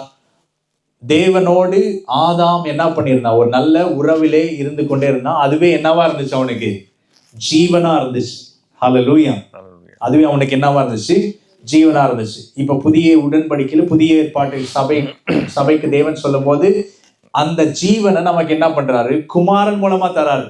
ஆமென். குமாரனை உடையவன் ஜீவனை உடையவன். ஹல்லேலூயா. சோ அப்போ அவருக்குள் ஜீவன் இருந்தது. அந்த ஜீவன் மனுஷருக்கு ஒளியா இருந்தது. அந்த லைஃப் தான் லைட்டா மாறுனுச்சு. எல்லாம் சொல்லுங்க, லைஃப் தான் லைட்டா. அந்த உறவில் இருந்து வரக்கூடிய அந்த லைஃப், அது வந்து அன்டிஸ்டர்ப்ட் லைஃப். எது என்ன நடந்தாலும் பிரச்சனை இல்லை. அவரோடு இருக்கக்கூடிய உறவின் நிமித்தமா வரக்கூடிய ஜீவனே அது என்னவா மாறுச்சு, ஒளியாய் மாறினது. அந்த ஒளி இருளிலே பிரகாசிக்கிறது. ஹல்லேலூயா. ஆண்டவர் நம்மளை பார்த்து என்ன சொல்ற, நீங்கள் உலகத்துக்கு வெளிச்சமா இருக்கீங்க. ஆண்டவர் ஒளியா இருக்கிறாரு, நாம் எப்படி இருக்கோம், வெளிச்சமா இருக்கும். எப்படி ஒரு சூரியன் இடத்திலிருந்து சந்திரன் என்ன பண்ணுது, அந்த ஒளியை வாங்கி வெளிச்சம் கொடுக்கிறது. அந்த மாதிரி தேவனிடத்திலிருந்து இருக்கக்கூடிய அந்த உறவில் இருந்து நாம் வெளிச்சமா இருக்கோம். இந்த பூமிக்கு எப்படி, இந்த உலகத்திற்கு நாம வெளிச்சமா மாறுகிறோம். அந்த ஒளி இருளிலே பிரகாசிக்கிறது. இருளானது அதை பற்றி கொள்ளவில்லை. ஹல்லேலூயா. இருளானது பற்றி கொள்ளவில்லை. இந்த இடத்துக்கு நம்ம வர்றதுதான் இந்த சுதந்திரத்தினுடைய ஆரம்ப நிலையா இருக்கு. ஹலோ, இந்த இடத்துக்கு வர்றதுதான் சுதந்திரத்தினுடைய ஆரம்ப நிலையா இருக்கு. ஆனா நம்ம வந்து இன்னும் சபை அப்படின்றது எப்படி இருக்குன்னா, ஏதோ வந்து ஹாஸ்பிட்டல் மாதிரி இருக்கு. எப்படி அப்பப்போ காயப்படுறது, காயப்படுத்தி கட்டு போடும் அன்பரே அப்படின்னே பாடிட்டு இருக்கு. என்னது, காயப்படுறோம், கட்டு போடும், ஹாஸ்பிட்டல் மாதிரி இருக்கு. இப்ப வந்து எங்க வந்து ராஜரிக ஆசாரிய கூட்டம் அப்படின்றது எங்க அப்படின்றது கேள்விக்குறியா இருக்கு. இல்ல, தேவன் நம்மள அப்படிதான் அழைச்சிட்டாய். அந்தகார இருளின் என்று ஆச்சரியமான ஒளிக்கு, ஆச்சரியமான ஒளி. அங்க வந்து தீமை இருக்க முடியாது, அங்க வந்து சாபம் இருக்க முடியாது, அங்க கஷ்டம், கண்ணீர், கவலை எதுவுமே இருக்க முடியாது. அப்பேற்பட்ட ஒரு இடத்துக்கு தான் நம்மள ஆண்டவர் கொண்டு வரணும்னு விரும்புறார். ஹல்லேலூயா. அதற்கிட்டே நம்ம அழைக்கப்பட்டிருக்கோம். இதுதான் சுதந்திரம். ஹல்லேலூயா. இது எல்லாத்தையும் பிசாசு என்ன பண்ணிட்டான்னா, ஒரு நாள் அதெல்லாம் கிடைக்கும், அப்படிதானே நமக்கு ஒரு நாள் எப்படி இருப்பேன் அப்படின்னே நம்ம போயிட்டோம். சொல்லுங்க, ராஜ்யம் என்பது இப்பொழுது. Amen. Kingdom is now and forever. Amen. இயேசு கிறிஸ்து என்ன சொன்னாரு, என்ன பிரீச் பண்ணாரு? ஃபர்ஸ்ட் எடுத்த உடனே என்ன சொன்னாரு, பரலோக ராஜ்யம் சமீபமாய் இருக்கிறது, மனம் திரும்புங்கள், பரலோக ராஜ்யம் சமீபமாய் இருக்கிறது. இந்த மனம் திரும்புகள்லாம் அப்படின்னா metanoia, change your mind, renew your mind. உன்னுடைய மனதை மாற்றி யோசி. இப்படி இல்ல, இது வேற அப்படின்னு சொல்றதுதான் என்னது, இந்த மனம் திரும்புதல். என்னன்னா, அவருடைய ராஜ்யம் வந்திருக்கிறது. ஹல்லேலூயா. அவருடைய ராஜ்யம் வந்திருக்கிறது. Is at hand. His kingdom is at hand. அப்படின்னா என்னது, தொடக்கூடிய அளவிற்கு, நீங்க அதை ஆக்சஸ் பண்ணக்கூடிய அளவிற்கு அது வந்திருக்கிறது. ஹல்லேலூயா. சோ அப்போ பிசாசு நம்மளை வஞ்சித்து இன்னும் இதெல்லாம் இப்போ கிடையாது, இதெல்லாம் இப்போ அனுபவிக்க முடியாது. பக்கத்துல பார்த்து சொல்லுங்க, இப்போ இல்லைன்னா எப்போ. ஆண்டவர் நம்மளை ஆச்சரியமான ஒளிக்கு என்ன பண்ணிருக்கிறாரு? வரவழைத்திருக்கிறார். So kingdom is now and forever. பரலோக ராஜ்யத்தை நீங்க அங்கேயும் இங்கேயும் தேடாதீங்க. அது எங்க இருக்கு? அது உங்களுக்குள்ளே இருக்கிறது. ஆமென். பரலோக ராஜ்யம் பலவந்தப்படுத்தப்படுகிறது. பலவந்தப்படுத்துகிறவர்கள் அதை பிடித்துக் கொள்கிறார்கள். அப்படின்னா சுதந்திரித்துக் கொள்கிறாங்க. பலவந்தப்படுத்துகிறவர்கள் என்ன பண்றாங்க? அதை சுதந்திரித்துக் கொள்கிறார்கள். இங்க அதான் வசனம் சொல்லுது, அந்த ஒளி இருளிலே பிரகாசிக்கிறது. ஹல்லேலூயா. வாக்கு தத்துவமே என்னன்னா, நாம இருள பிரகாசிக்கணும், அவ்வளவுதான். இருளை பத்தி பேசக்கூடாது. ஏசாயா 60ஆம் அதிகாரம் அதான் சொல்லுது, எழும்பி பிரகாசி, ஒளி வந்தது, கர்த்தருடைய மகிமை உன்மேல் உதித்தது. இதோ இருள் பூமியும் காரிருள் ஜனங்களையும் மூடும், ஆனால் கர்த்தர் உன்மேல் உதிப்பார். இதுதான் அந்த கர்த்தர் உன்மேல் உதிப்பார்ன்னு நம்ம விட்டுறோம். இருள் பூமியும் காரிருள் ஜனங்களையும் மூடும், காரிருள் ஜனங்களை மூடும். பகல பார்க்கலுங்க, நீ எதுக்குப்பா இருக்க? நாங்கள் இப்போ 3 days வெக்கேஷன், நாங்கள் ஒரு ட்ரிப் நெதர்லாண்ட்ஸ் ஆம்ஸ்டர்டாம்லாம் போயிட்டு வந்தோம். அப்போ ஒரு பயங்கரமான ஒரு பாரம். ஒரு காலத்துல இந்த கிறிஸ்தவ நாடுகள்லாம் எவ்வளோ பெரிய பெரிய பெரிய எழுப்புதல்களை சந்தித்து இருக்கிறது. ஆனா இன்னைக்கு ஒரு மாதிரி போயிட்டு இருக்கு. இப்போ நான் காலையில ஹோட்டல்ல ஒரு 3 o'clock ஆண்டவர் எழுப்பி விட்டாரு. பயங்கரமான பாரம், அந்த ஜனங்களாக ஜெபிக்கணும்னு சொல்லி. அப்போ ஜெபித்த போது, ஆண்டவரே என்னதான் நடக்குது? ஏன் இவ்வளோ ஜனங்க இன்னும் பாவத்துல, இன்னைக்கு ஒரு கிறிஸ்டியன் நேஷன் அப்படின்னு சொல்லவே முடியாத ஒரு கட்டத்துல இருக்கு. ஏன் அப்படின்னா, ஆண்டவர் ரத்தத்தை குறித்து ஞாபகப்படுத்தினார். இயேசு கிறிஸ்துவின் ரத்தம், அவருடைய ரத்தம். நான் அப்படிதான் ஜெபம் பண்ணேன், ஆண்டவரே உங்களுடைய ரத்தம் இந்த சகல ஜனங்களின் பாவங்களை நீக்கி இருக்கிறது. இவங்களுடைய கண்கள் குருட்டாட்டத்துல இருக்கு, மனக்கண்கள் திறக்கப்படட்டும். ஆமென். ஸோ அப்போ ஆண்டவர் நம்ம இந்த பூமியில இருக்கிற விஷயங்களை அதனுடைய நெகட்டிவிட்டியே நிறைய பேசிட்டே இருக்கோம். ஆனா நாம எதற்காக இருக்கோம் அப்படின்றது நமக்கு புரிய மாட்டேங்குது. நாம இந்த பூமியில எப்படி இருக்கோம்? பூமிக்கு உப்பா இருக்கிறீர்கள், உலகத்திற்கு வெளிச்சமா இருக்கிறோம். ஹல்லேலூயா. அப்போ இருள் பூமியும் காரில் ஜனங்களையும் மூடும், ஆனா கர்த்தர் உன்மேல் உதிப்பார்.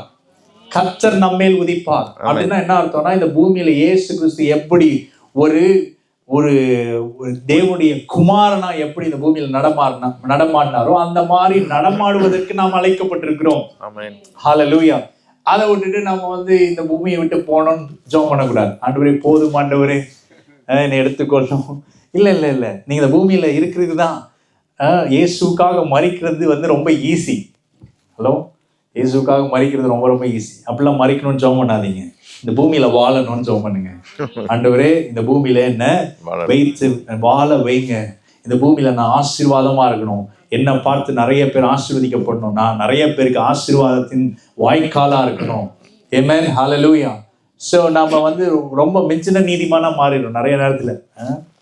ஒரு பாஸ்டர் சொல்லுவாரு, டேய் பரலோகத்தை தாண்டி போயிட்ட நீ அப்படிம்பாரு. எப்படி? அப்படியே போயிட்டே இருந்து பரலோகத்தையே தாண்டி போயிடுறோம். அந்த மாதிரி ரொம்ப மிஞ்சில நீதிமானாலாம் இருக்க வேணும். ஆண்டவரே பெருசா நம்ம அந்த ஸ்பிரிச்சுவல் லாங்குவேஜ்ல, சோ கால்டு ஸ்பிரிச்சுவல் லாங்குவேஜ்ல நம்ம பேசுறதுனால சத்தியத்தை விட்டுட்டு எங்கேயோ போயிடுறோம். அப்படி இல்லை. இந்த பூமியில தேவன் நம்மை ராஜாக்களாக, ஆசாரியர்களாக வைக்க வேண்டும் என்று விரும்புகிறார். அதை வெளிப்படுத்தணும்னு விரும்புகிறார். ஆமென். ஹல்லேலூயா. சோ இருளானது பற்றி கொள்ளவில்லை. இருளானது அதை பற்றி கொள்ளவில்லை.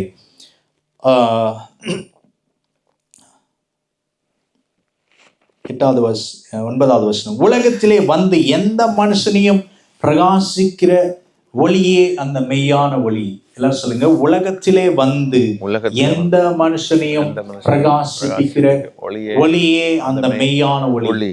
அவர் உலகத்துக்கு வந்துட்டாருங்க. அவர் உலகத்துக்கு வந்துட்டாரு. இந்த உலகம் ரொம்ப பொல்லாதது அப்படின்னு நம்ம சொல்லிட்டு இருக்கும் போது உலகத்துக்கு வந்துட்டார்.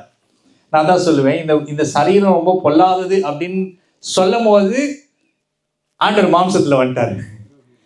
இந்த உலகம் ரொம்ப பொல்லாததுன்னு சொன்ன போது அந்த உலகத்துக்கே வந்துட்டார். ஹலோ, இதுதான் ரட்சிப்பு, பயங்கரமான மீட்பு. இந்த மாதிரி, ஏன்னா நான் ஒரு பெண்டகாஸ்டல் பேக்ரவுண்ட்ல இருந்து வந்ததுனால இந்த சரீரம் வேஸ்ட் எங்க அப்பா பேசுவார். இந்த சரீரம் வேஸ்ட்டு, இந்த சரீரத்துக்காக நீ எதுவும் பண்ணக்கூடாது.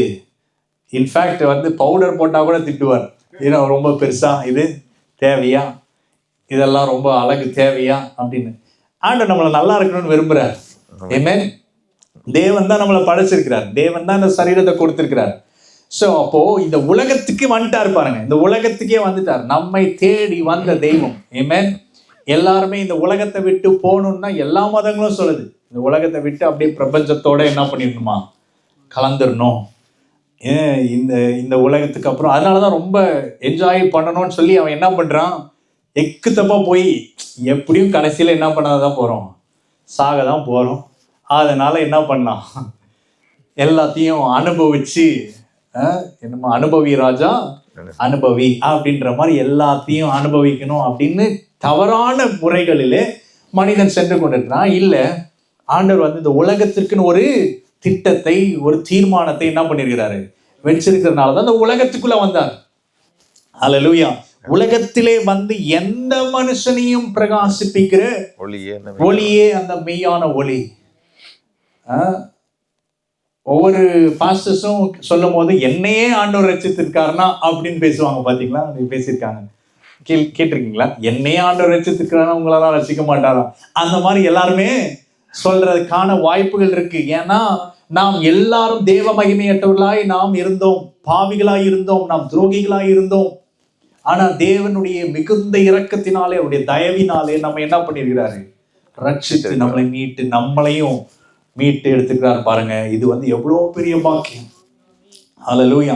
எப்பவுமே இந்த ரட்சிப்பின் அனுபவத்தை, அந்த சந்தோஷத்தை எப்பவுமே விட்டுவிடவே கூடாது. ஒவ்வொரு நாளும் ஆண்டவரே உம்முடைய ரத்தத்தினால நானு மீட்கப்பட்டதனாலே உமக்கு நன்றி, இந்த பாவத்திலிருந்து, இந்த பூமியின் எல்லா சாபத்திலிருந்து என்னை விடுதலை ஆக்கினீரே, கர்த்தருக்கு பயப்படுற பயத்தை எனக்குள்ள கொடுத்தீங்களே.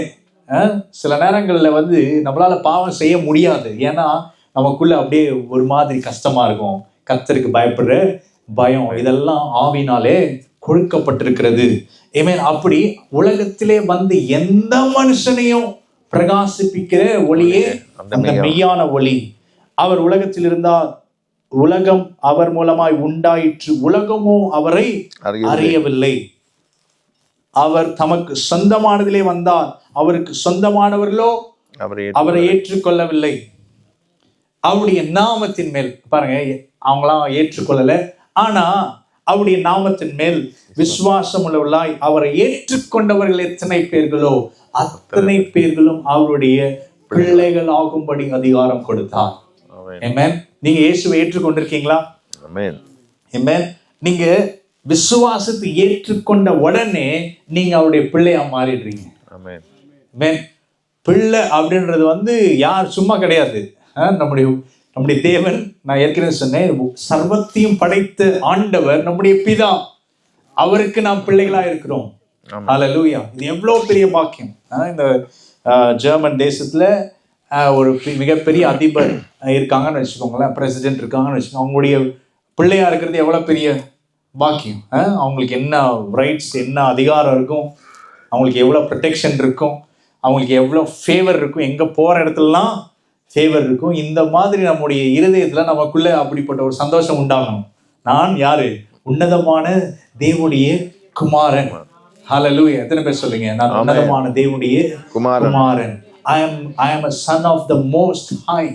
Amen. Hallelujah. உன்னதமானவருக்கு பிள்ளைகள் என்று நாம் அழைக்கப்படுகிறோம். ஆமென். Hallelujah. எப்படி நடக்குது? Just by faith. அவருடைய நாமத்தின் மேல் விசுவாசம் உள்ளவர்களாய் அவரை ஏற்றுக்கொண்டவர்கள் எத்தனை பேர்களோ அத்தனை பேர்களும் அவருடைய பிள்ளைகளாகும்படி அதிகாரம் கொடுத்தார். அவர்கள் இரத்தத்தினாலாவது மாம்ச சித்தத்தினாலாவது புருஷனுடைய சித்தத்தினாலாவது பிறவாமல் தேவனாலே பிறந்தவர்கள். எல்லாரும் சொல்லுங்க, தேவனாலே பிறந்தவர்கள். நாம் மறுபடியும் பிறந்திருக்கிறோம். ஹல்லேலூயா. இப்போ ஆதாம் இப்போ அந்த தேவ ஆவி அற்றவனாய் போனா பாத்தீங்களா?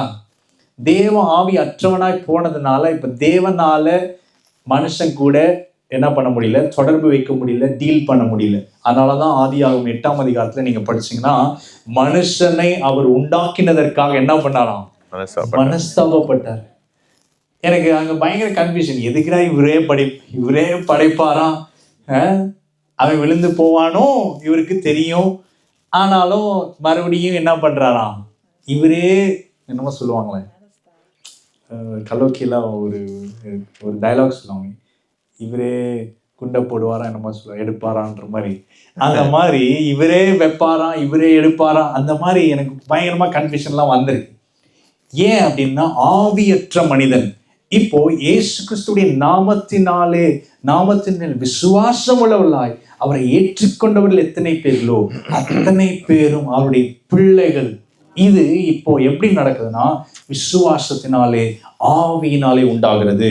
அவர்கள் இரத்தத்தினாலாவது மாம்ச சித்தத்தினாலாவது புருஷனுடைய சித்தத்தினாலாவது பிறவாமல் தேவனாலே பிறந்தவர்கள். எல்லாம் சொல்லுங்க, தேவனாலே பிறந்தவர்கள்.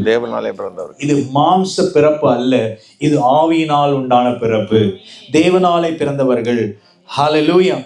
சோ இது எப்படி நடந்துச்சு பாருங்க. யோவான் 3ஆம் அதிகாரம், யோவான் 3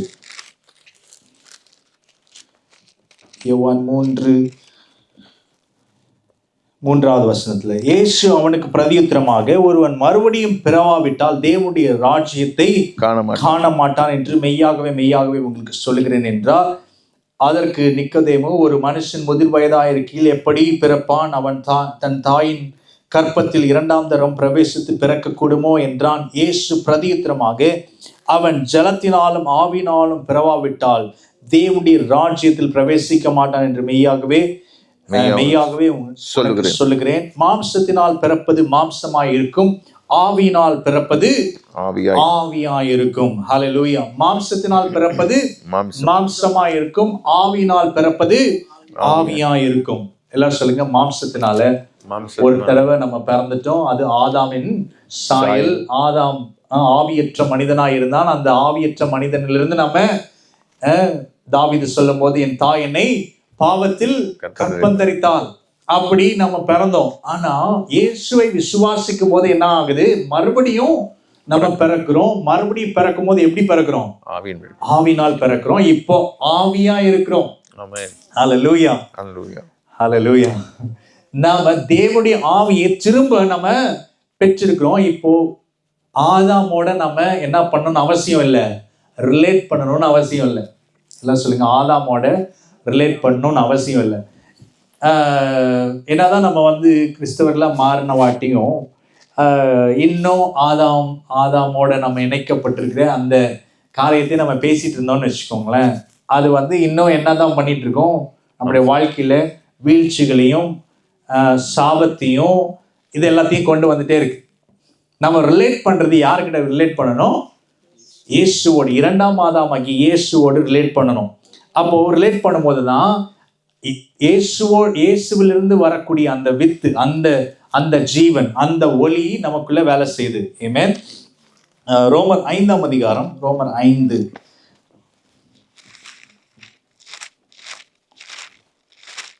17வது வசனத்துல வாசிக்கலாம். அல்லாமலும் ஒருவனுடைய மீறுதலினாலே அந்த ஒருவன் மூலமாய் மரணம் ஆண்டு கொண்டிருக்க.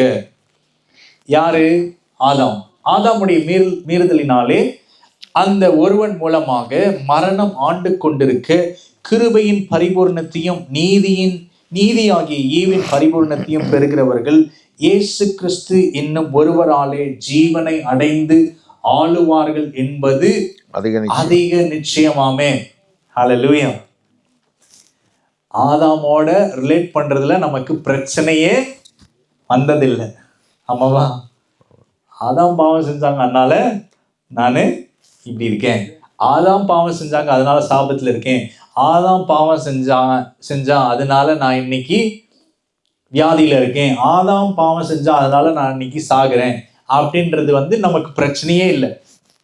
நெகட்டிவை விசுவாசிக்கிறதுக்கு நமக்கு சொல்லித்தரவே தேவையில்லை. திடீர்னு நான் ஒரு சாபமான வார்த்தை சொல்றேன்னு வச்சுக்கோங்க, நீங்க எல்லாரும் என்ன ஆயிடுவீங்கன்னா ஷாக் ஆயிடுவீங்க. திடீர்னு ஒரு சாபமான ஒரு வார்த்தையை நான் சொல்றேன் அப்படின்னா நீங்க என்ன ஆயிடுவீங்க? உடனே ஷாக் ஆயிடுவீங்க. ஏன்னா அதை எடுத்துக்கொள்றதுக்கு மனம் எப்படி இருக்கு? ரொம்ப ஓப்பனா இருக்கு. ஏன்னா இது இப்படி சொல்லி இது என் வாழ்க்கையில் நடந்துருச்சுன்னா அப்படின்ற ஒரு பயம் அதோடு கலந்துருக்கிறது. ஸோ பயமும் என்னதான்? விசுவாசம்தான். நிறைய பேர் இந்த ஃபெய்த்தை வந்து எங்க வச்சிருக்காங்க? பயத்துல வச்சிருக்காங்க. விசுவாசம் விசுவாசிக்குது, அப்படி ஃபெய்த்தை வந்து எங்கேயோ வச்சிருக்காங்க. ஆனா தேவன் இவ்வளவு செஞ்சிருக்கிறாரு, ஆனா அதை என்ன பண்ண முடியல, நம்மளால ஏற்றுக்கொள்வதற்கு நம்முடைய இருதயம் ரொம்ப கஷ்டப்படுது. ஆனா வசனம் சொல்லுது, ஒருவனுடைய மீறுதலினாலே அந்த ஒருவன் மூலமாய் மரணம் ஆண்டு கொண்டிருக்க கிருபையின் பரிபூர்ணத்தையும், எல்லாம் சொல்லுங்க, கிருபையின் பரிபூரணம், நாட் ஜஸ்ட் கிரேஸ். அந்த கிரேஸ்க்கு ஒரு என்ன இருக்கு? ஒரு பரிபூர்ணம் இருக்கு. கிருபையின் பரிபூர்ணத்தையும் நீதியாகிய ஈவு, கிஃப்ட் ஆஃப் ரைச்சஸ்னஸ், நீதியாகிய ஈவு, கிஃப்ட். கிஃப்ட்டுக்கு நீங்க என்ன பண்ண தேவையில்லை, பணம் கொடுக்க தேவையில்லை, அது விலை கொடுத்து வாங்கணும்னு அவசியம் இல்லை. கிஃப்ட் கொடுத்தா என்ன பண்ணிக்கணும்? என்ன சொல்லுங்க? கிஃப்ட் கொடுத்தா வாங்கிக்கணும், வாங்கிட்டு தேங்க் பண்ணிக்கணும், அவ்வளவுதான். கிஃப்ட் கொடுத்தா வாங்கிடணும். கிஃப்ட் ஆஃப் ரைச்சஸ்னஸ் மூலமா அந்த நீதியாகிய ஈவின் பரிபூரணத்தை, அந்த கிஃப்ட் ஆஃப் ரைச்சஸ்னஸும் எப்படி இருக்கான்? பரிபூர்ணமா இருக்கு. பரிபூர்ணத்தையும் பெறுகிறவர்கள் இயேசு கிறிஸ்து என்னும் ஒருவராலே ஜீவனை அடைந்து ஆளுவார்கள். ஹல்லேலூயா. இயேசு கிறிஸ்து என்னும் ஒருவராலே ஜீவனை அடைந்து ஆளுவார்கள் அப்படின்னு மட்டும் முடிக்கல, ஆளுவார்கள் என்பது அதிக அதிக நிச்சயமாமே. ஹல்லேலூயா. ஹல்லேலூயா. சோ இந்த ஃபவுண்டேஷன் நமக்கு ரொம்ப ரொம்ப முக்கியம். இந்த ஃபவுண்டேஷன் இல்லாம தான் நம்ம எப்படி இருக்கோம்னா ஸ்திரமற்றவர்களாக அப்படியே என்ன சொல்ல, நிலை இல்லாத உலகத்திலே நானு அலைந்து திரிகிறேன். இப்படிலாம் நிறைய சாங்ஸ் கூட என்ன பண்ணுதா, நம்முடைய ஆதாமோட ரிலேட் பண்ணக்கூடிய சாங்ஸ் நிறைய இருக்கு. நான் எல்லா சாங்ஸையும் பாடவே மாட்டேன். சில சாங்ஸ்லாம் வந்து அவாய்ட் பண்ணிடுறது ரொம்ப ரொம்ப நல்லது. அப்படியே வந்து நமக்கு இந்த கண்ணீரும் கவலையும் நமக்கு ரொம்ப பிடிச்சி போயிடுச்சு.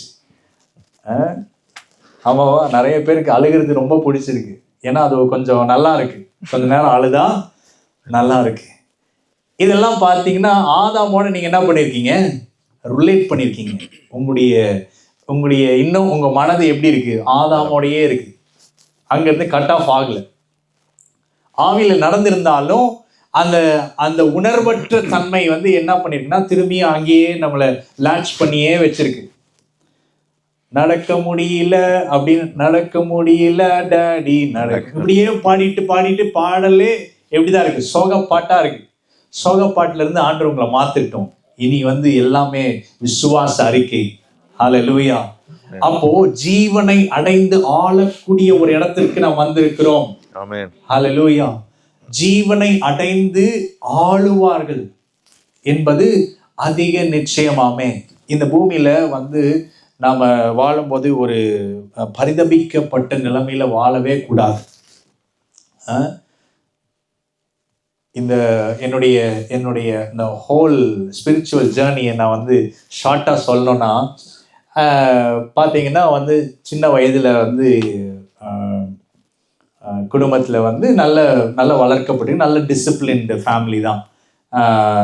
ஜபம், வேத வாசிப்பு, சபைக்கு அடுத்த காரியங்களை இன்வால்வ் பண்ணுறது எல்லாமே. ஆனால் அப்படியே போக போக ஒரு பயம் வந்து பயங்கரமாக வேலை செஞ்சுட்டே இருந்துச்சு. என்னன்னா நம்ம வந்து நரகத்துக்கு போயிடுவோம். நாம் வந்து திடீர்னு கேட்டால் வந்து பாஸ்டர் நீங்கள் போவீங்களான்னா பாஸ்டருக்கே தெரியாதும்பாங்க. ஸோ இதெல்லாம் நமக்கு வந்து பயங்கரமாக வேதனை அளிச்ச நாட்கள். என்னன்னா யாருக்குமே அப்போ தெரியாதா என்ன யார் தான் போவாங்க பரலோகத்துக்கு அப்படின்ற ஒரு கேள்வியிலேருந்து ஆரம்பித்தது தான் இந்த பயணம். அப்புறம் பார்த்தீங்கன்னா அந்த எதுக்கு எடுத்தாலும் ஒரு பயம். எதுக்கு தான் இந்த பூமியில வாழ்றோம், பேசாம இந்த பூமியில பிறந்திருக்கவே கூடாது. இப்படிலாம் யோசிச்சிருக்கீங்களா இல்லையா? உண்மையா சொல்லுங்க, நான் மட்டும் தான் யோசிக்கிறேன்னா? பூமியில பிறந்திருக்கவே கூடாது, ஏகப்பட்ட ரூல்ஸ் அண்ட் ரெகுலேஷன்ஸ், இதை வேற ஃபாலோ பண்ண நம்மளால முடியல, இதெல்லாம் எதுக்குடா அப்படின்ற மாதிரி இருந்துச்சு. ஆனா அப்படியே கொஞ்சம் கொஞ்சமா ஆண்டவர் இந்த பயணத்துல கொண்டு வர அப்பதான் புரிய ஆரம்பிச்சுது, இந்த வேதத்தில் உள்ள ரகசியங்களை ஒருத்தன் வாழ்க்கையில ருசி பார்த்துட்டான், அவன் சுதந்திரவாளியா அந்த பூமியிலையும் சரி, இன்மையிலையும் சரி, மறுமையிலையும் சரி, அவன் பெரிய ஆளா இருப்பான். தேவனுடைய உன்னதமான அவருடைய திட்டத்துல அவன் இணைந்திருக்கிறான் என்பது புரிய வந்துச்சு. ஸோ அப்ப அந்த பயணத்துல பாத்தீங்கன்னா ரொம்ப கடினமா இருக்கும், எதற்கு எடுத்தாலும் பயம். இதுல வேற நடுவில் பிசாசுன்ற ஒரு கேரக்டர் வேற, அது வேற நம்மளே என்ன பண்ணிட்டே இருந்துச்சு, பயமுறுத்திட்டே இருந்துச்சு. ஸ்பிரிச்சுவல் வார்ஃபேர், ஆவிக்குரிய யுத்தம்லாம் நான் பயங்கரமா பண்ணியிருக்கேன். பயங்கரமா இதை அடிக்கணும், இந்த பிசாசு அடிக்கணும், அந்த பிசாசு அடிக்கணும், ஒரு பிசாசு அடிச்சா அடுத்தது இன்னொன்று வருது, இப்படி ஏகப்பட்ட ஒரு சேலஞ்சஸாகவே இருந்துச்சு. அப்படின்ற இருக்கும்போது ஆண்டவர் வார்த்தையை படிக்க வச்சார். இந்த வார்த்தையை படிக்க என்ன ஆச்சுன்னா, இந்த பிசாசெல்லாம் ஒரு மேட்ரே இல்லைன்னு தெரிஞ்சது. ஆமென், ஹல்லேலூயா. பக்கத்தில் சொல்லுங்க, பிசாசு ஒரு மேட்ரே இல்லை. உண்மையாலுமே பிசாசினுடைய கிரியைகள்லாம் மேட்ரே இல்லை. எந்த அளவுக்கு நீங்க அதை புரிஞ்சுக்கிறீங்களோ அந்த அளவுக்கு பிசாசினுடைய அந்த என்ன சொல்றது, அந்த வாசனை கூட இருக்க முடியாது. ஹல்லேலூயா, ஹல்லேலூயா. பிசாசு பொய்யன், அது மட்டும்தான் அவனுடைய வல்லமையாக இருக்கிறது. பொய்யன், அவன் சொல்றதெல்லாம் பொய், அவன் சொல்றது எல்லாமே வஞ்சகம்.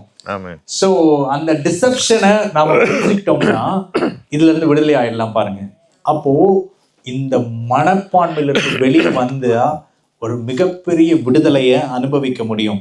அப்போ ஜீவனை அடையக்கூடிய ஒரு இடம் இருக்கிறது, ஆளக்கூடிய ஒரு இடம் இருக்கிறது. அதுதான் சுதந்திரமாக தேவன் நமக்காக வைத்திருக்கிறார். ஹல்லேலூயா. சுதந்திரம் அப்படின்றத ரொம்ப ரொம்ப ஆண்டவர் இந்த சபைக்கு தேவன் ஒரு பெரிய வாக்குத்தத்தமா கொடுக்கிறார்.